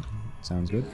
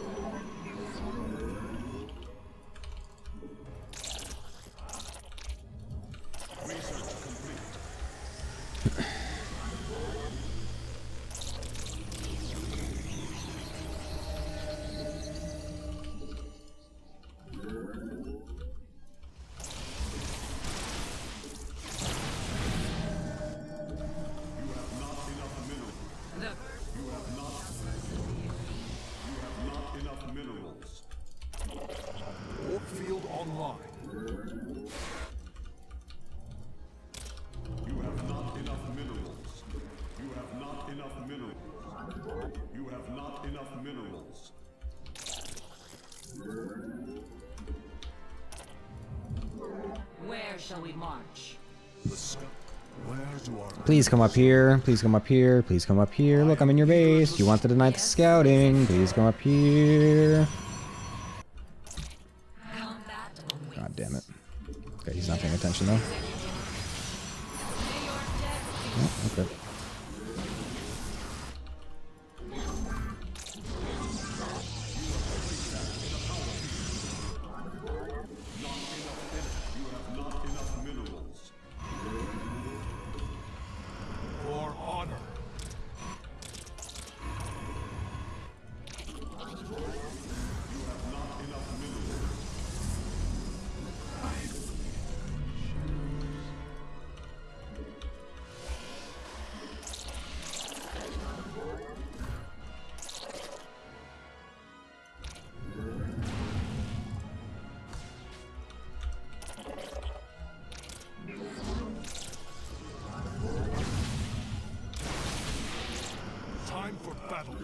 Research complete.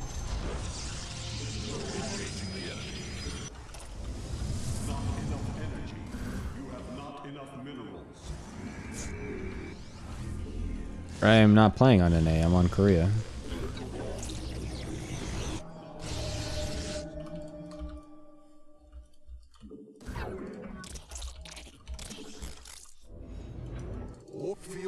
fine.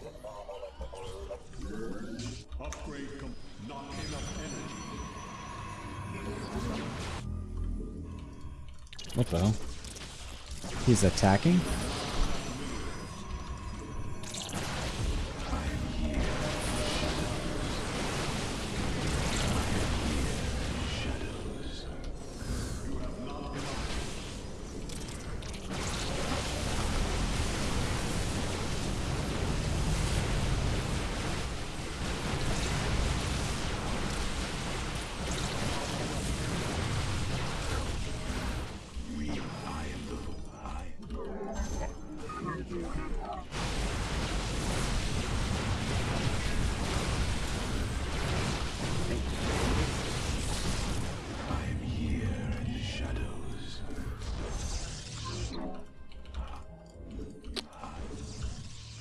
I really need this battery back.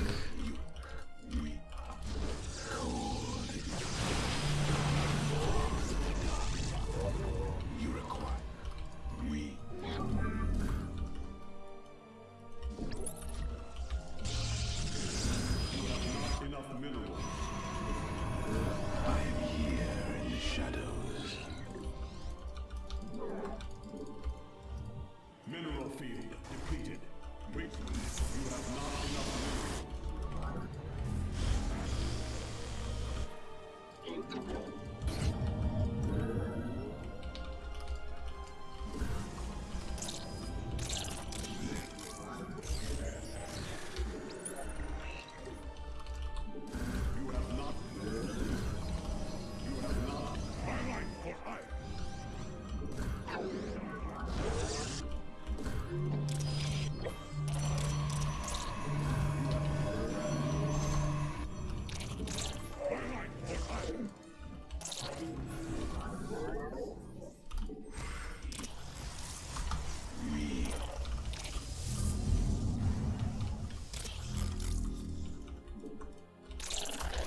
Mineral field depleted.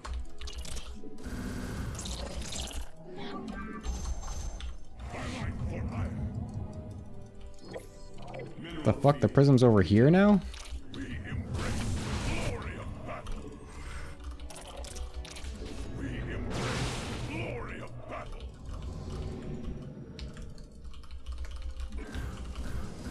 You have not enough minerals. Assault.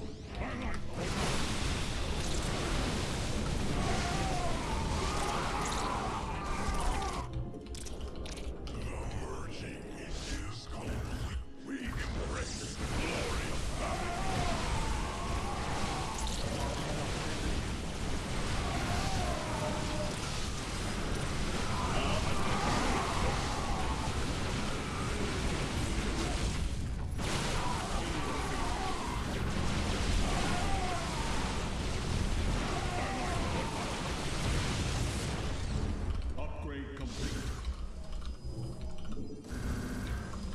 Assault data from.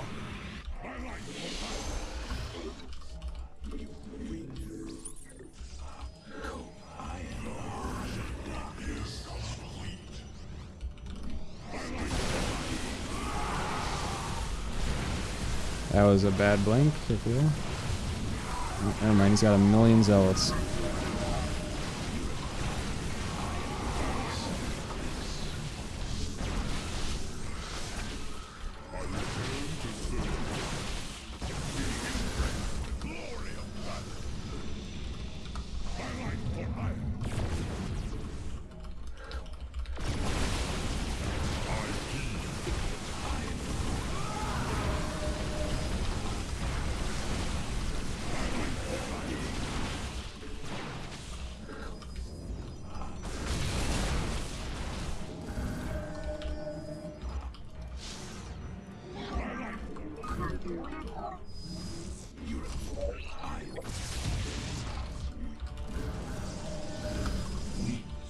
We shall stand against the darkness. You require my skill. The merging is complete. Mineral field depleted. I return to serve. You have not enough enough minerals. Thus, mineral field depleted. You have not enough. You require more Vespine gas. You require more Vespine gas.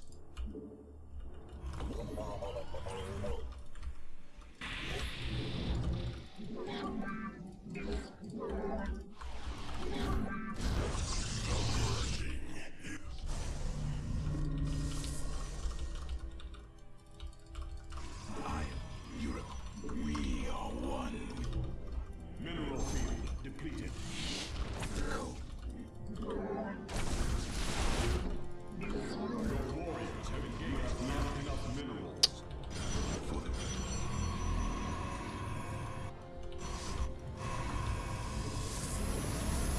You have not been.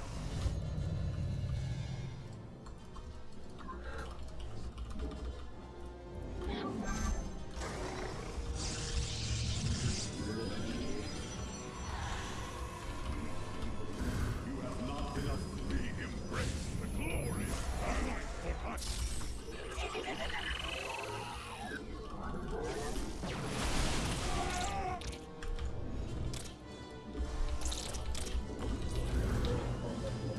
You have not enough minerals. Hassan, our life for hire.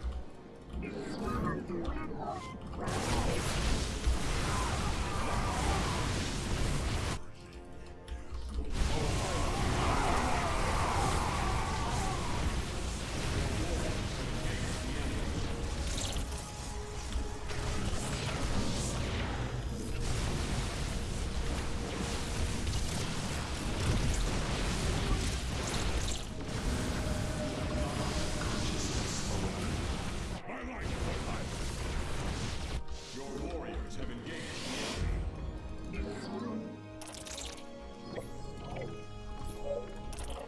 We begin. Ancient. Presiding. Daran. Speak in the air. We begin. I live on. You have not enough. Consciousness awakened.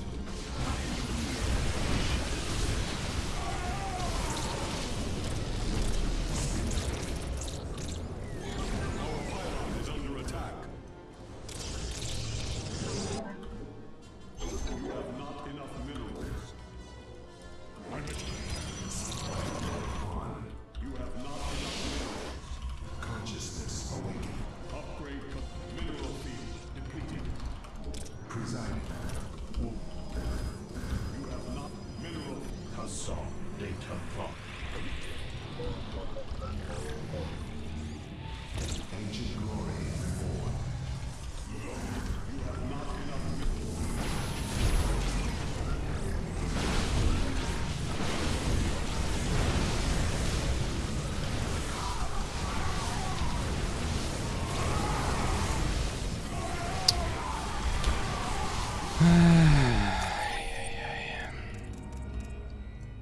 Bro, we didn't even have a fourth. Are you kidding me? Oh my fucking god, dude.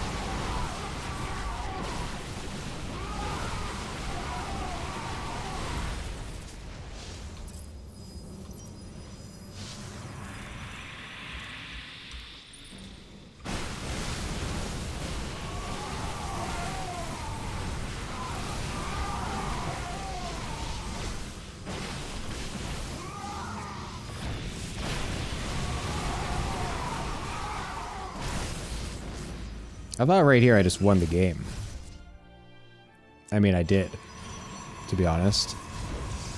But instead, he started +3 and didn't make a fourth base and just continually just kept fucking making units and nothing else. With no transition.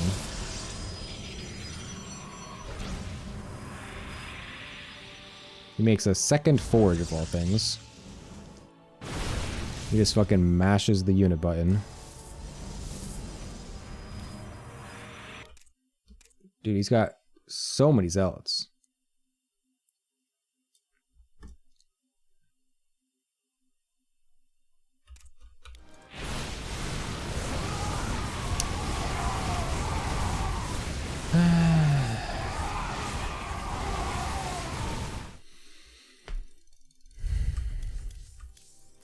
Yeah, those immortals were the stupidest units.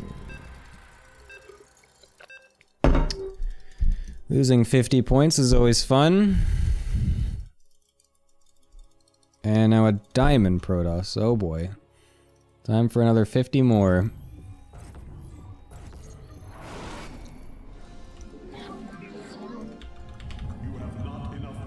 Same map as well. Wonderful.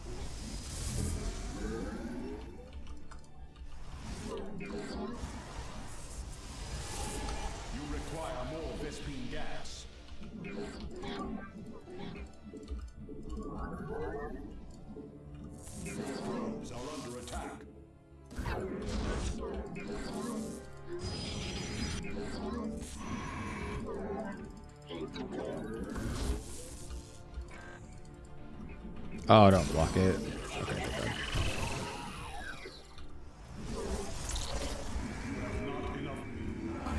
You have not enough minerals.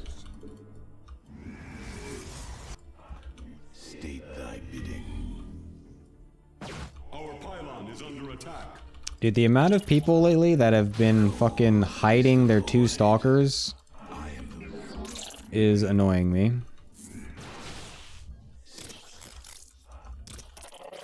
Not enough energy.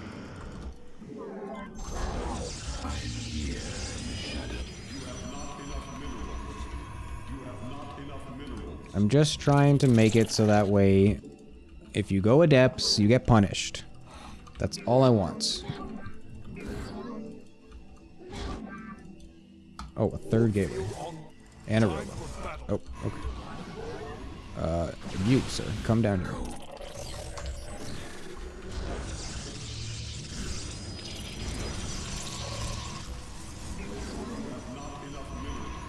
Engaging the enemy.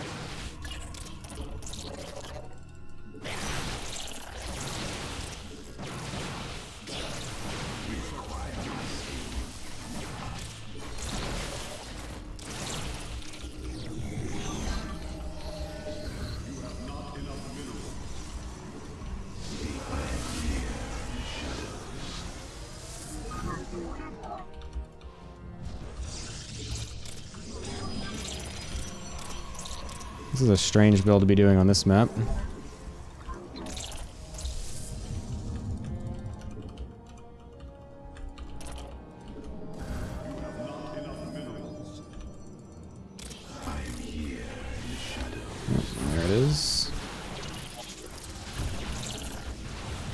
Now I have to recall. Hope he doesn't pay attention. He's not.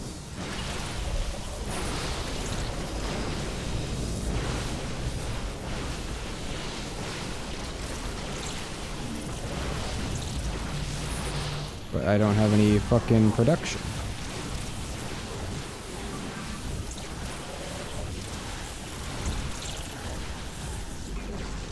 Can we get any fucking people to make things up here? Jesus Christ. You gotta be fucking kidding me.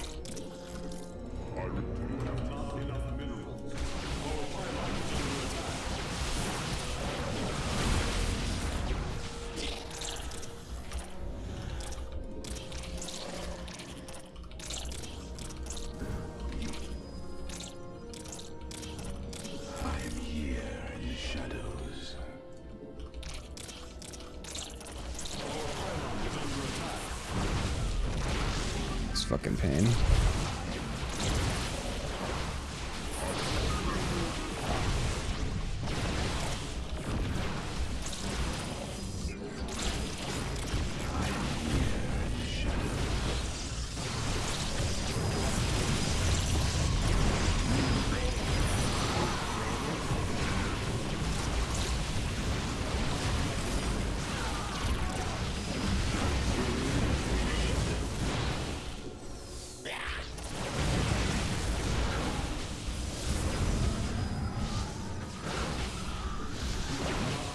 He's got an immortal too, are you kidding me?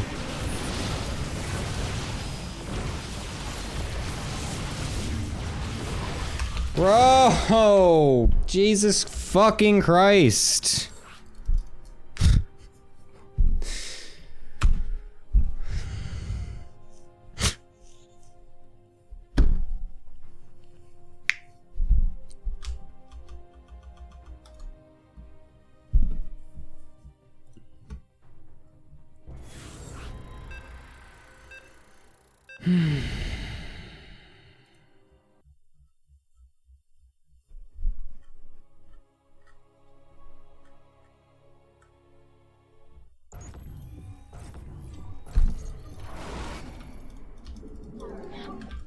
You have not enough minerals.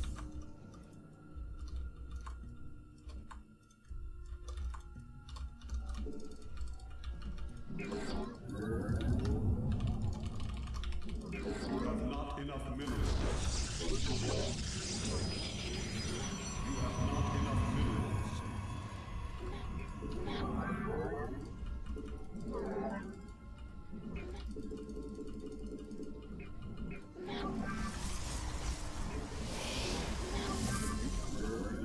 minerals. You have not enough minerals. You have not enough minerals.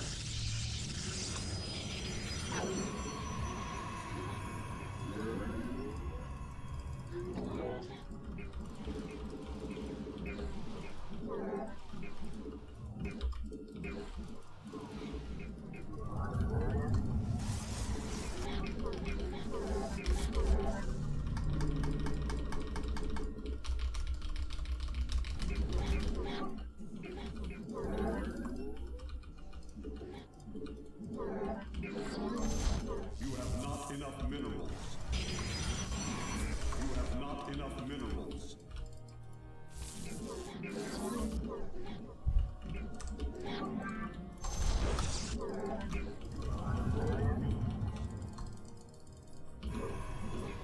You have not enough minerals. You have not enough minerals. You have not enough minerals. And I saw the Marine, that's nice.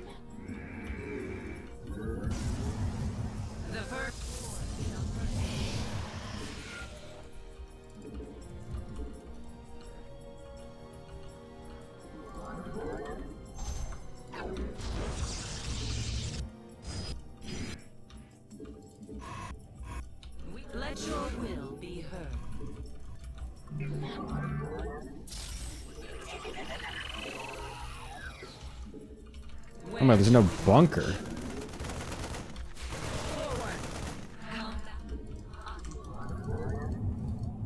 Oh my, it's a 3 Rex.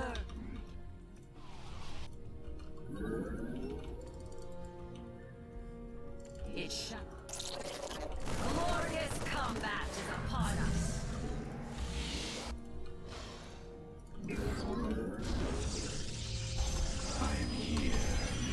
I have met the Oops.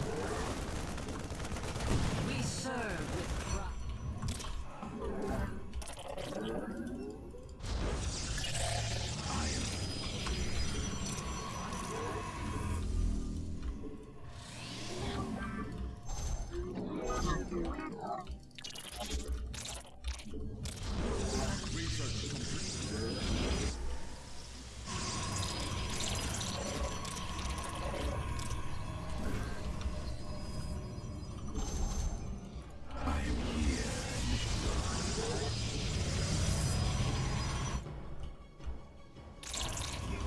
You require my skills. We are one with the shadows. Stick.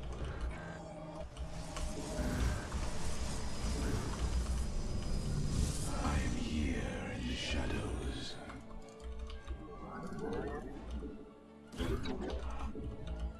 I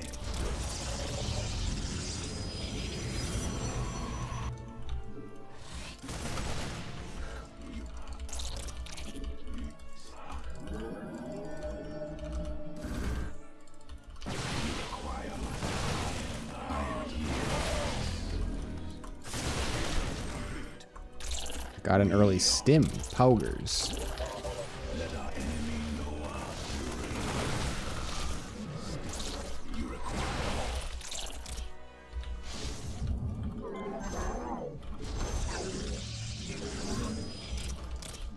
You require more Vespine gas. I am here in the shadows.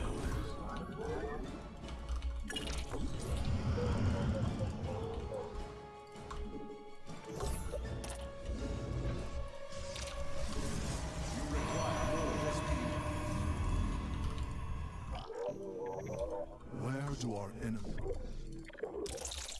Time for battle. Anan Porkal. Engaging the enemy.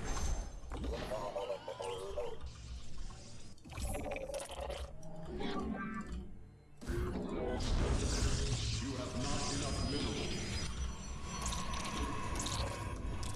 You require more Vespine gas. You require more Vespine gas. You have not enough minerals.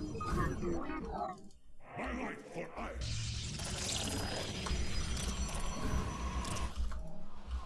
You have my life for iron.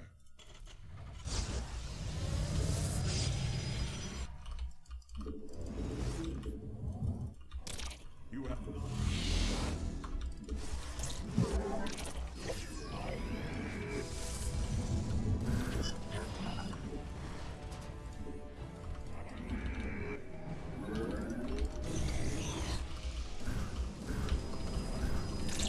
we embrace my life for iron.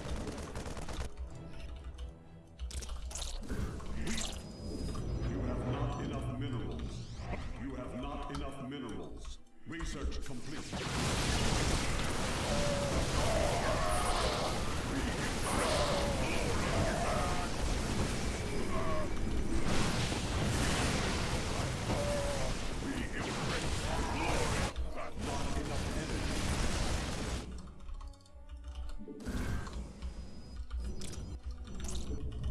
My life for iron. We embrace the glory of battle.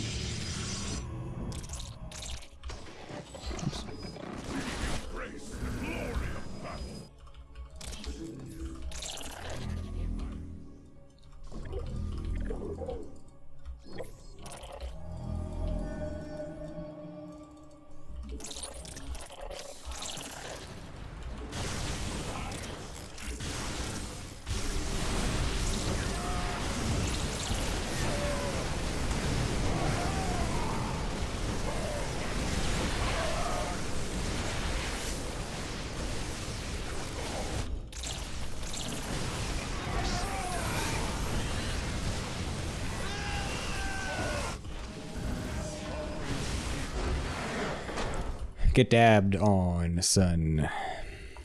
I'll take those fucking 29 points right back.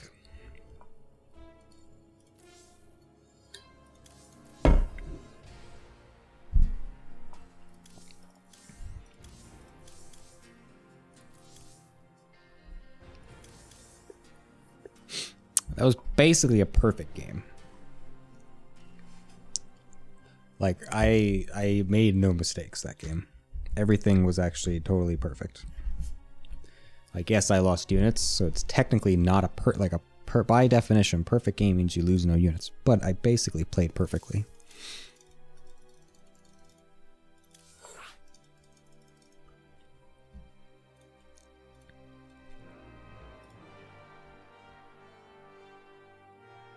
Oh my god, it's a third game in VCT, holy shit. Kind of wish I was watching this series right now, as much as I like to stream. The series seems like it's been a banger. Spring Puta. What? What's this guy's name? Spring something. It is a Zerg player though, which we always absolutely love to see. Let's break out the 75% win rate build.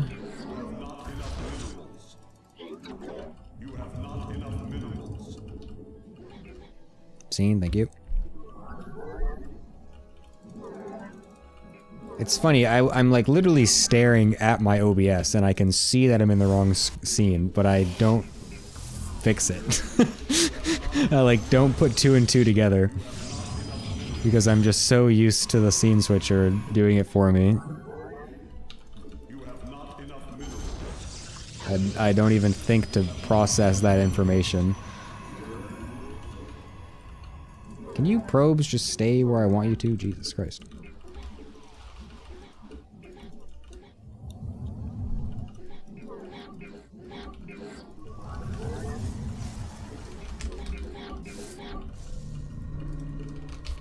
And it is also a Zerg that is not early pooling or proxy hatching. I'm very, very happy.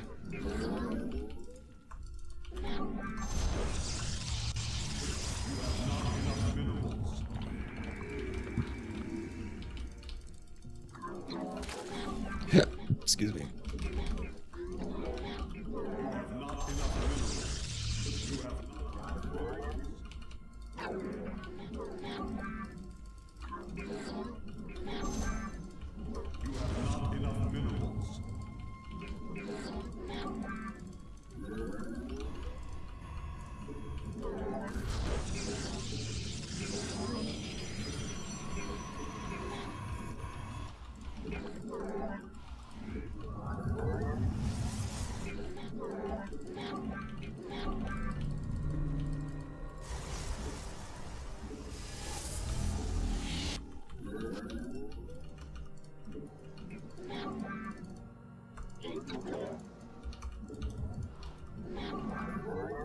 Your probes are under attack.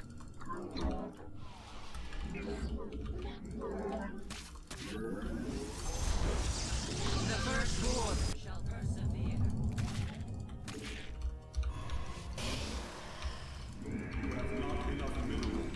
Oh, he gets away! Proxy hatch gaining popularity lately? No. Not really. Well, I don't know. Not really, no. Not any noticeable Serve with pride. popularity, to be honest. Yes, executor. Where shall I come not?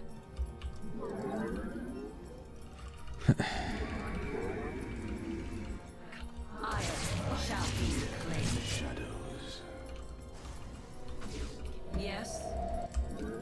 Are you gonna blindly make a creep tumor for me? Faith or fear. To glory. Give us your command. Construct additional pylons. You're just gonna do nothing, okay.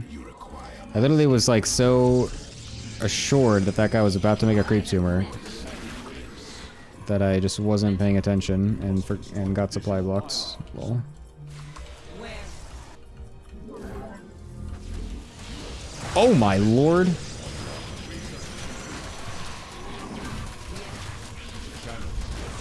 Oh my god.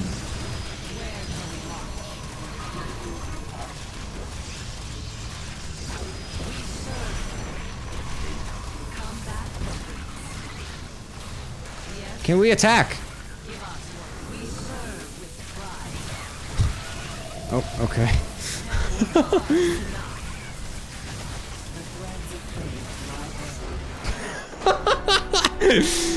What the fuck? That caught me so off guard. I was so unprepared for that. In no world was I expecting that to happen. I mean, it happened so late. He did it so late, is the thing. And I'm just like, what the fuck? Dude, saving this adept was like actually so huge. Like, it honestly gave me so much DPS when he initially broke through that I otherwise would not have had if I was not microing it properly in the middle and ended up losing it. And then he gets stuck on it here. Oh my... What a strange opener. I will take it though. Oh, he's playing unranked. What a fucking bitch. He's playing... Look at this pile of garbage, dude. He's a fucking 5K rated player with one game, of course. Actually, wait, that was the wrong account. That was the bug. What is this guy? Spring, whatever. Yep, Stammer, and still one game. Playing at 4,700. You missed it. I couldn't see it, but it was at 4,700 on unranked. All inning on unranked with 4,700, 300 MMR lower than his actual MMR. These fucking guys, man.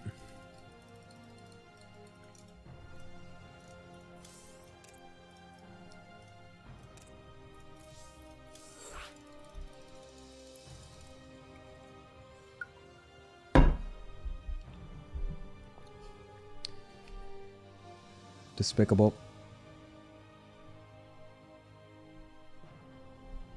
Absolutely despicable.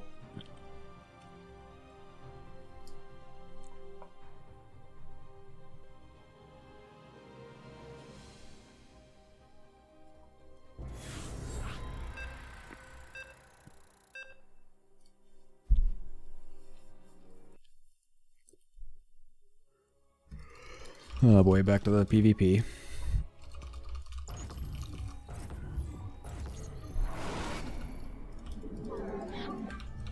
You have not enough minerals.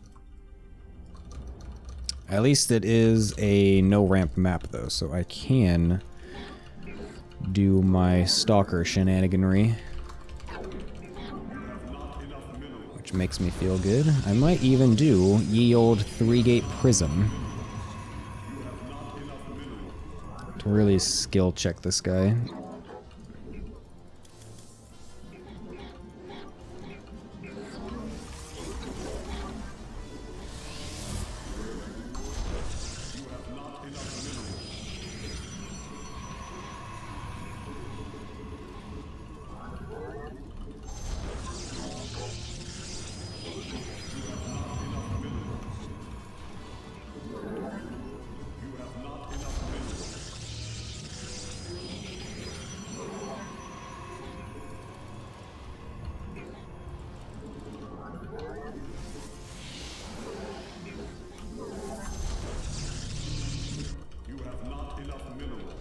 Oh, so close.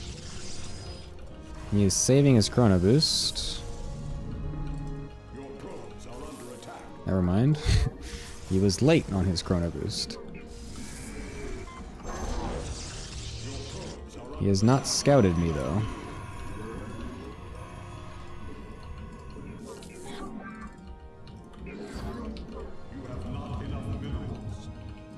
Is there a pylon in here, sir? No scout, no second pylon. Oh, just late again. Very late. That feels fake. Let's see what his gate production is at the start. Only 1 unit? No warp gate. It's late. That pylon's a fake. He has got a proxy on the map somewhere. And I am going to go try and find it.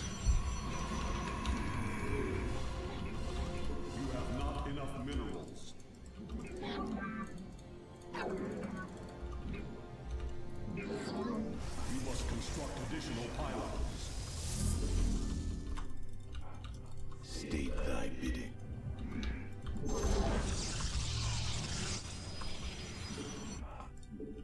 We are one.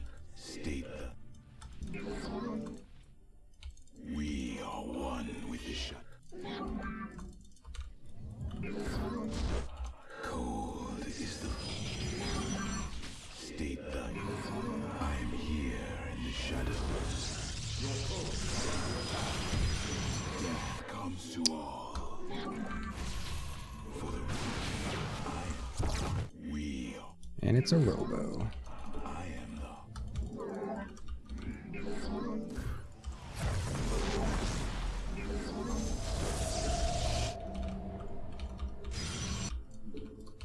very cold.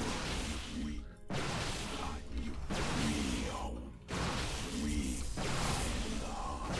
We are I am you require my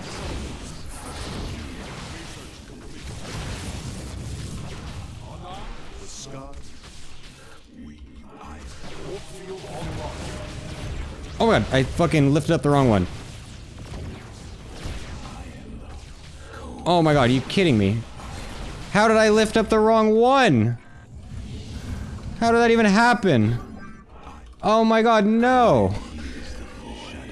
I mean, I'm still in an okay spot, but holy fuck, I should have just won the game right there. How did I click the wrong one? I don't understand. This immortal should be dead. You must construct additional pylons. You have not enough minerals. Understood. Where do our enemies? You require Sirafek. I am eager. Time for. Where do our enemies lurk? You must construct additional pylons.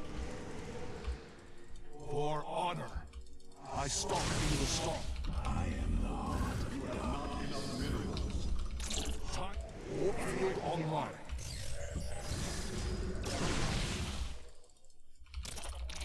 Sirafek, cryo. Teleport successful. Oh my god. Eager to strike. Time for battle. Time for battle.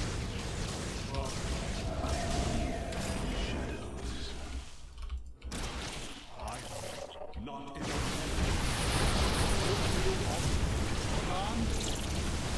Honestly, good force fields.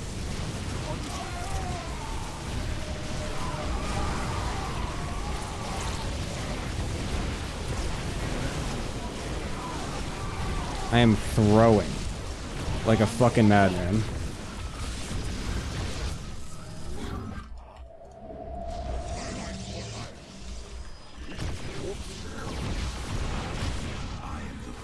time for battle. I see.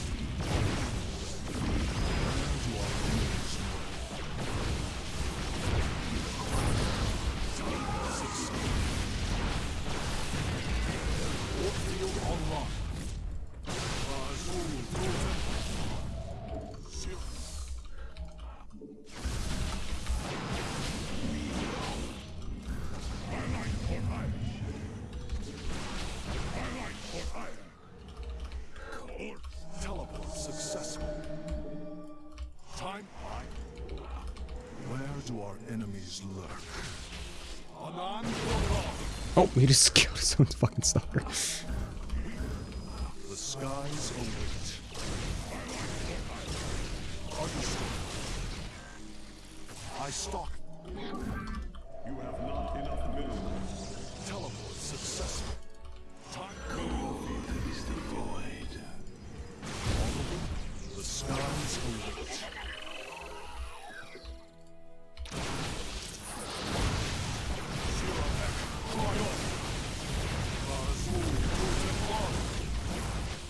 will. Anan Porkal.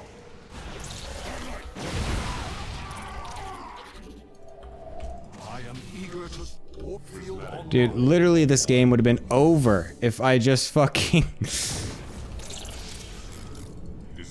if I just fucking lifted up that goddamn immortal instead of the fucking...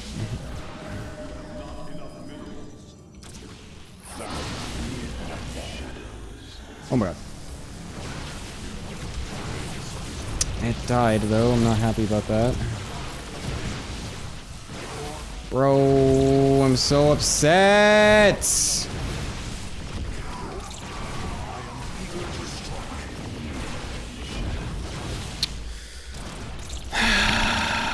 He literally doesn't deserve it. Like, one little misclick. One little misclick makes me lose the game. He's fucking so dumb. Literally don't deserve it, buddy. Congratulations, I somehow misclicked the wrong fucking unit.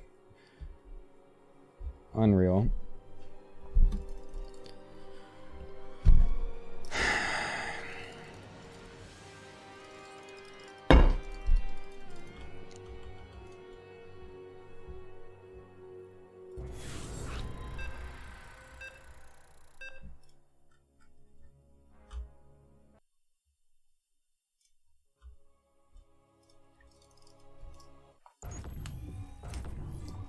No, it's not rapid fire.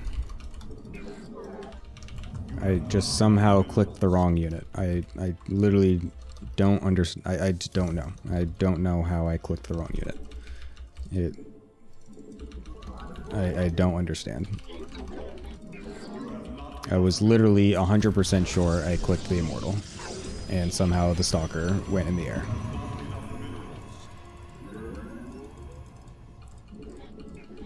Like the units had to have literally moved the microsecond that I clicked and like shuffled the stalkers right into my cursor instead of the immortal. Like, there's no other explanation. That had to have been what happened.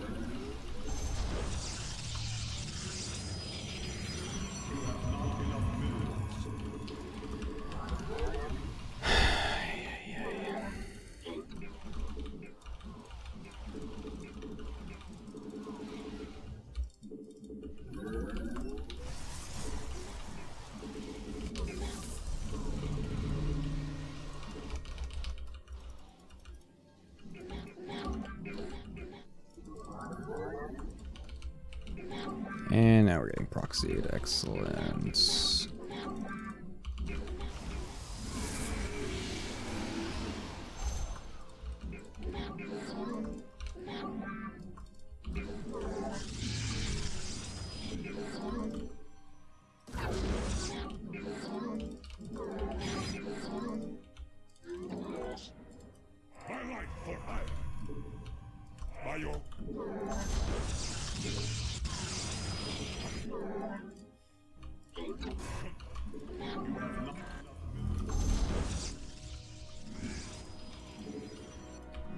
The Reaper's not here, which makes me think it's Proxy Factory as well. So I need to be on the map, looking for it. But he's only got one gas, so it doesn't make any sense to me. It's Proxy Marauder. Okay. Our pylon is under attack. We are the blades of iron.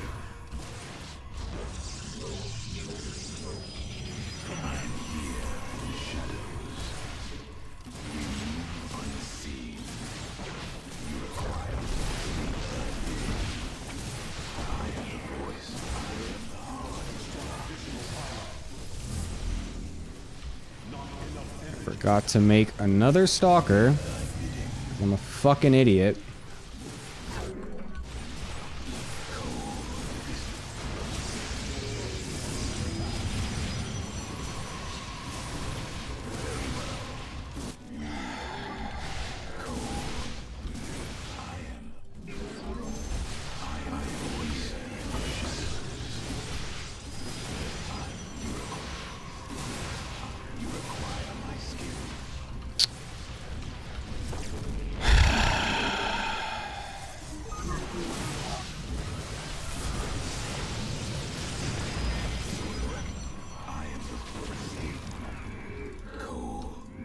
What the fuck? Here in the shadows.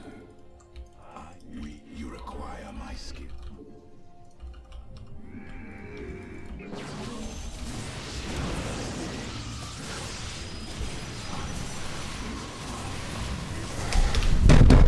Fuck! Dude, fuck this shit!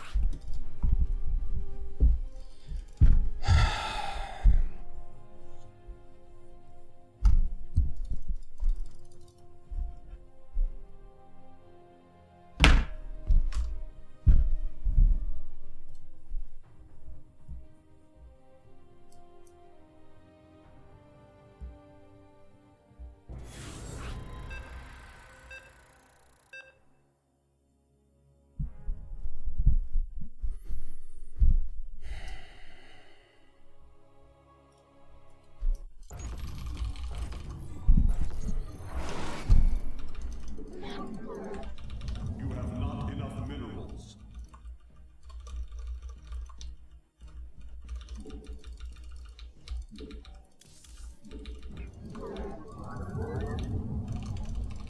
You have not enough minerals.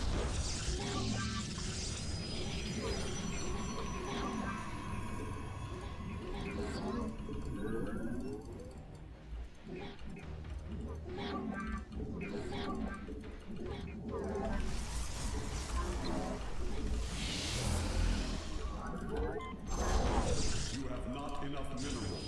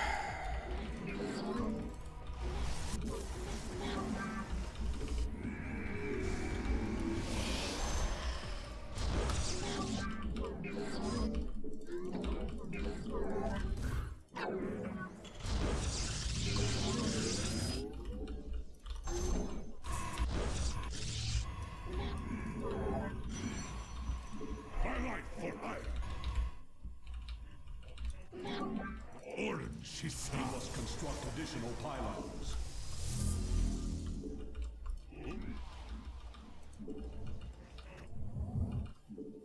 We stand as one. What? What the fuck? Energy. We stand as one. We are just.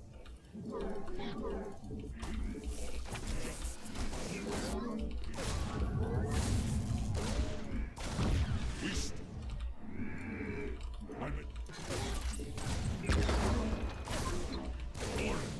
I am here in the shadows.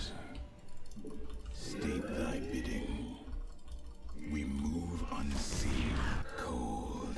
I am.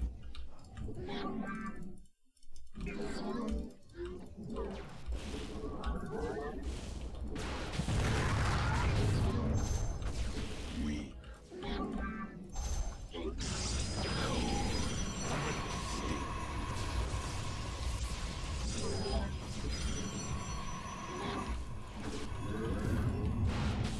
I am here in the shadows. I am the voice.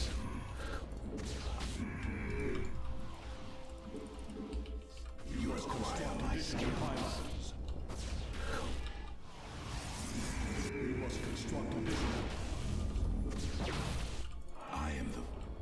We are the blades of.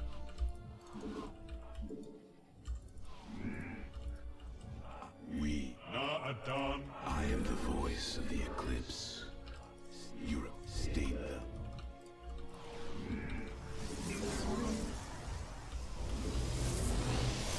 You require. You require. Research complete. Base is under attack.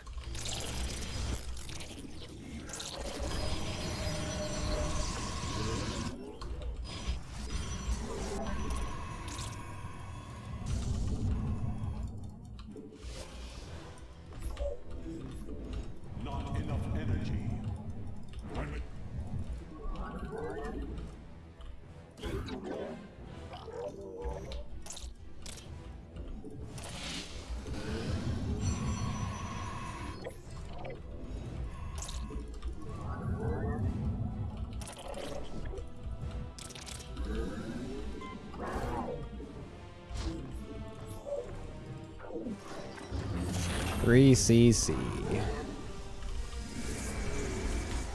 Classic.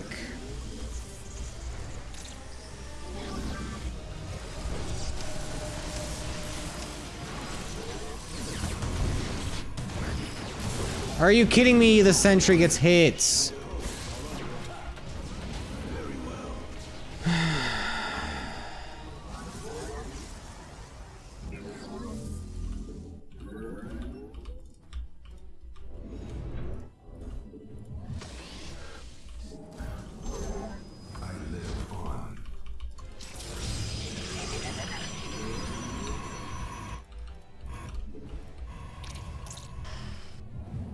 What the fuck?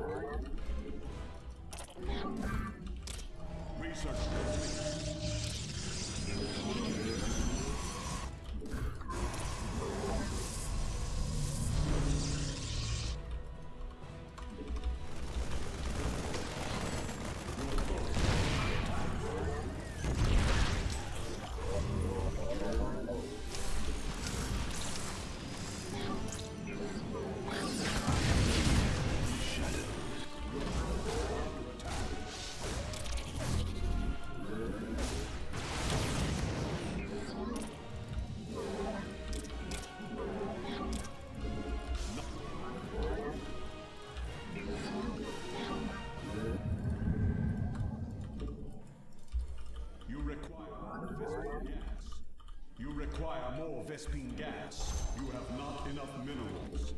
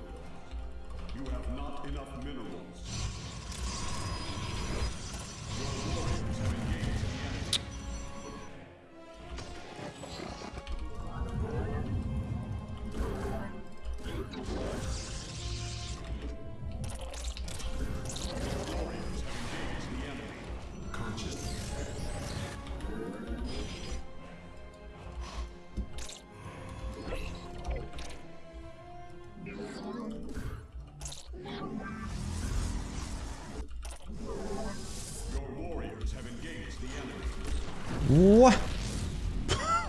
Bro, what? What is this? How are we on the map right now with that? It makes no sense.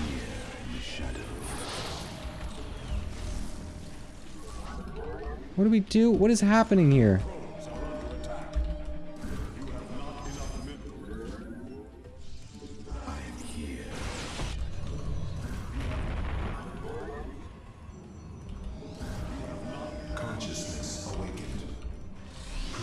Hey, dude.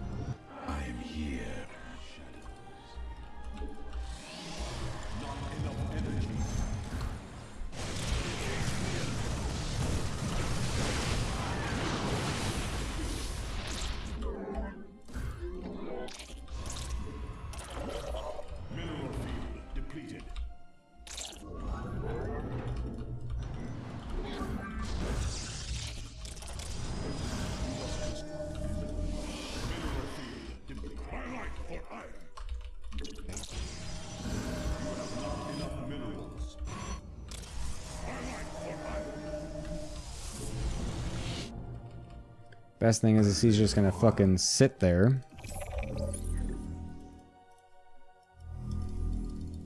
Our planet is under attack.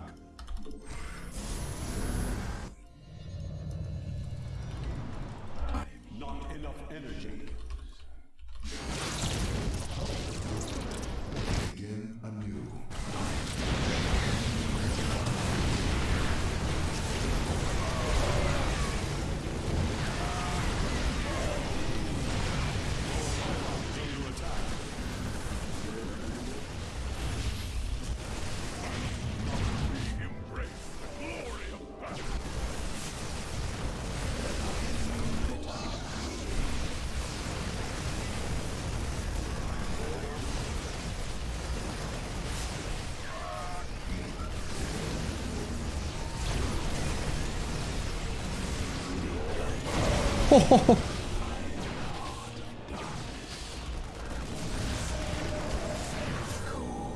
Is the voice of the eclipse. We stay thy bidding. The glory of battle. Ancient. Upgrade complete.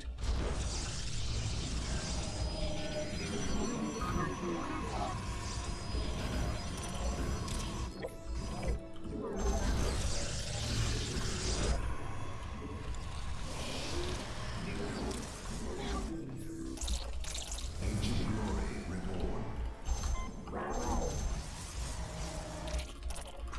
Presiding. Upgrade complete.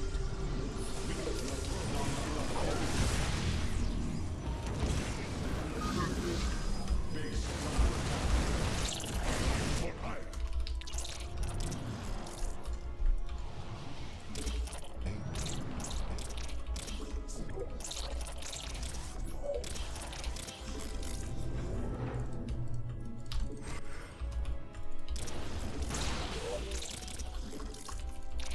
I knew it. pylons.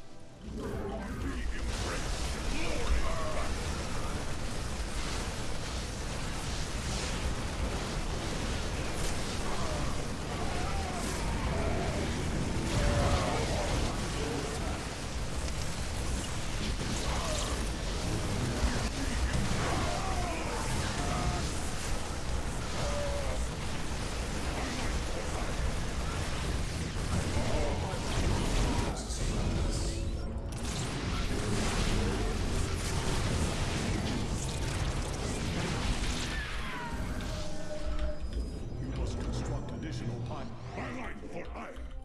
Base under attack.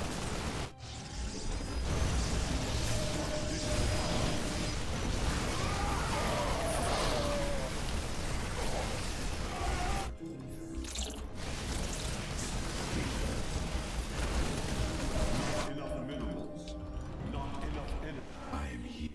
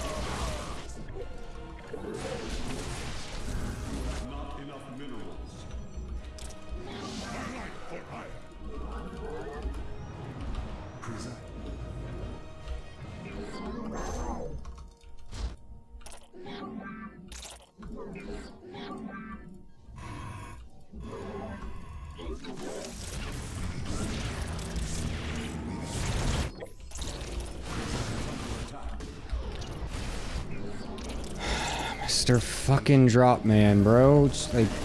Just stop.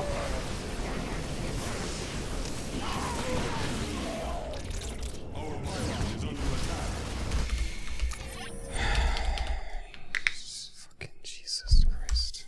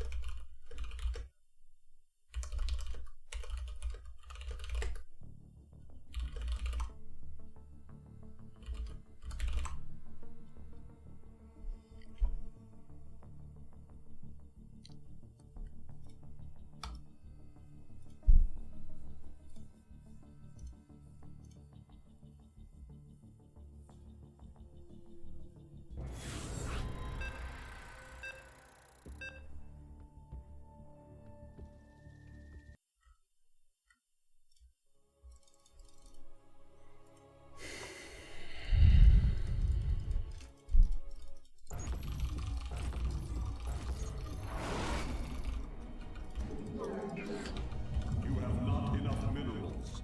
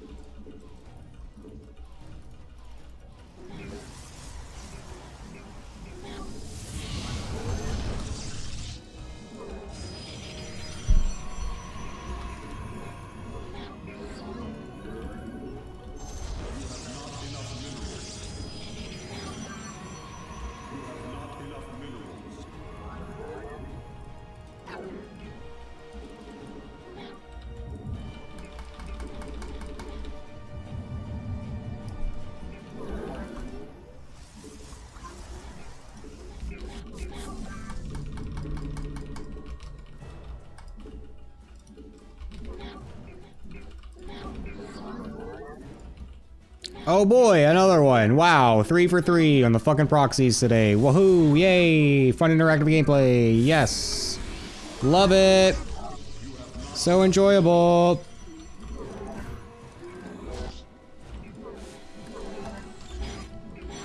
Very fun. I'm having a fucking blast. Where's this one? What's it gonna be? Wow, I wonder. You have not enough minerals.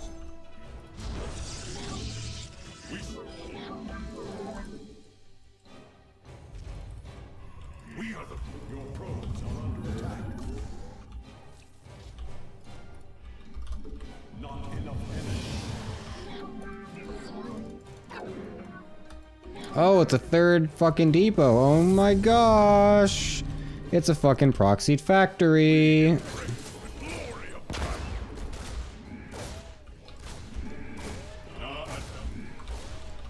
My meditation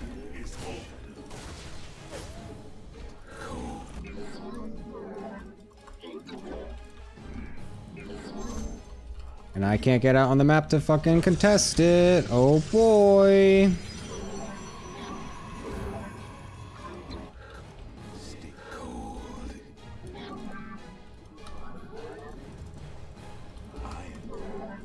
Your probes are under attack. I am here in the shadows. You require more Vespene gas. Real.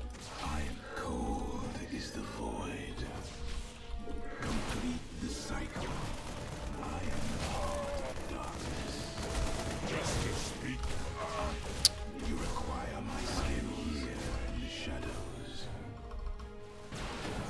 We are one with the state that I state thy bidding. You must place that in a power field. We Your probes are under attack.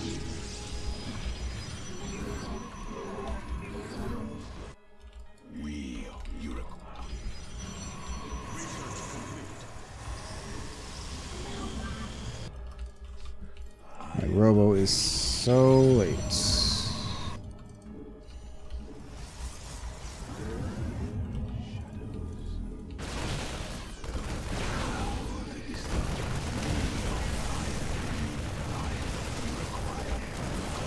Heart of darkness.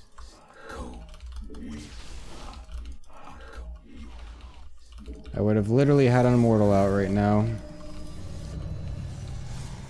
I am here. For the reckoning.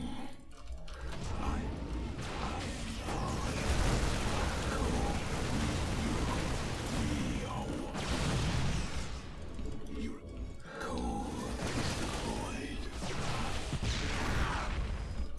Wow, all my units have no health. So cool. Shadows. He shall. I return to serve.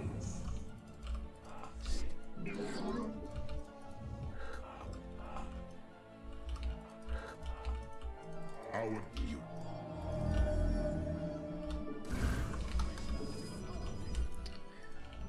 My light for hire.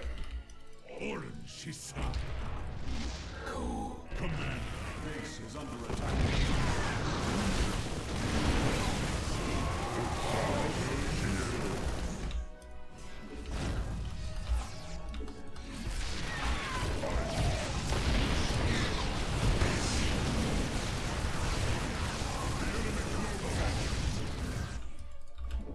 Cold is the void. I am here in the shadows.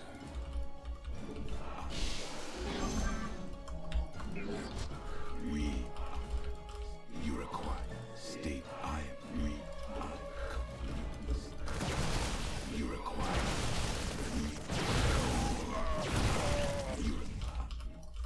We. I am here. Is the we. You have not enough minerals.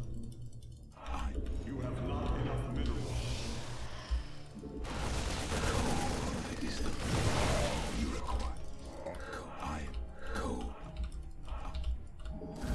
Na Adam. State thy bidding. You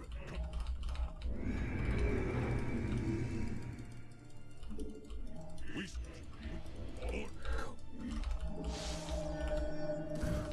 I return to serve. You have not. My light for hire. You have not enough minerals. You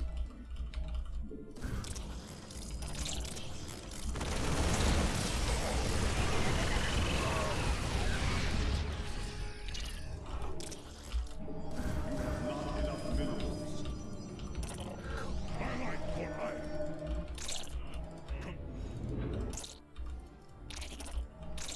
Justice. I return to serve. My light for hire. We. You must confess. let our enemy know our Our duty is unclear. You must construct additional pylons.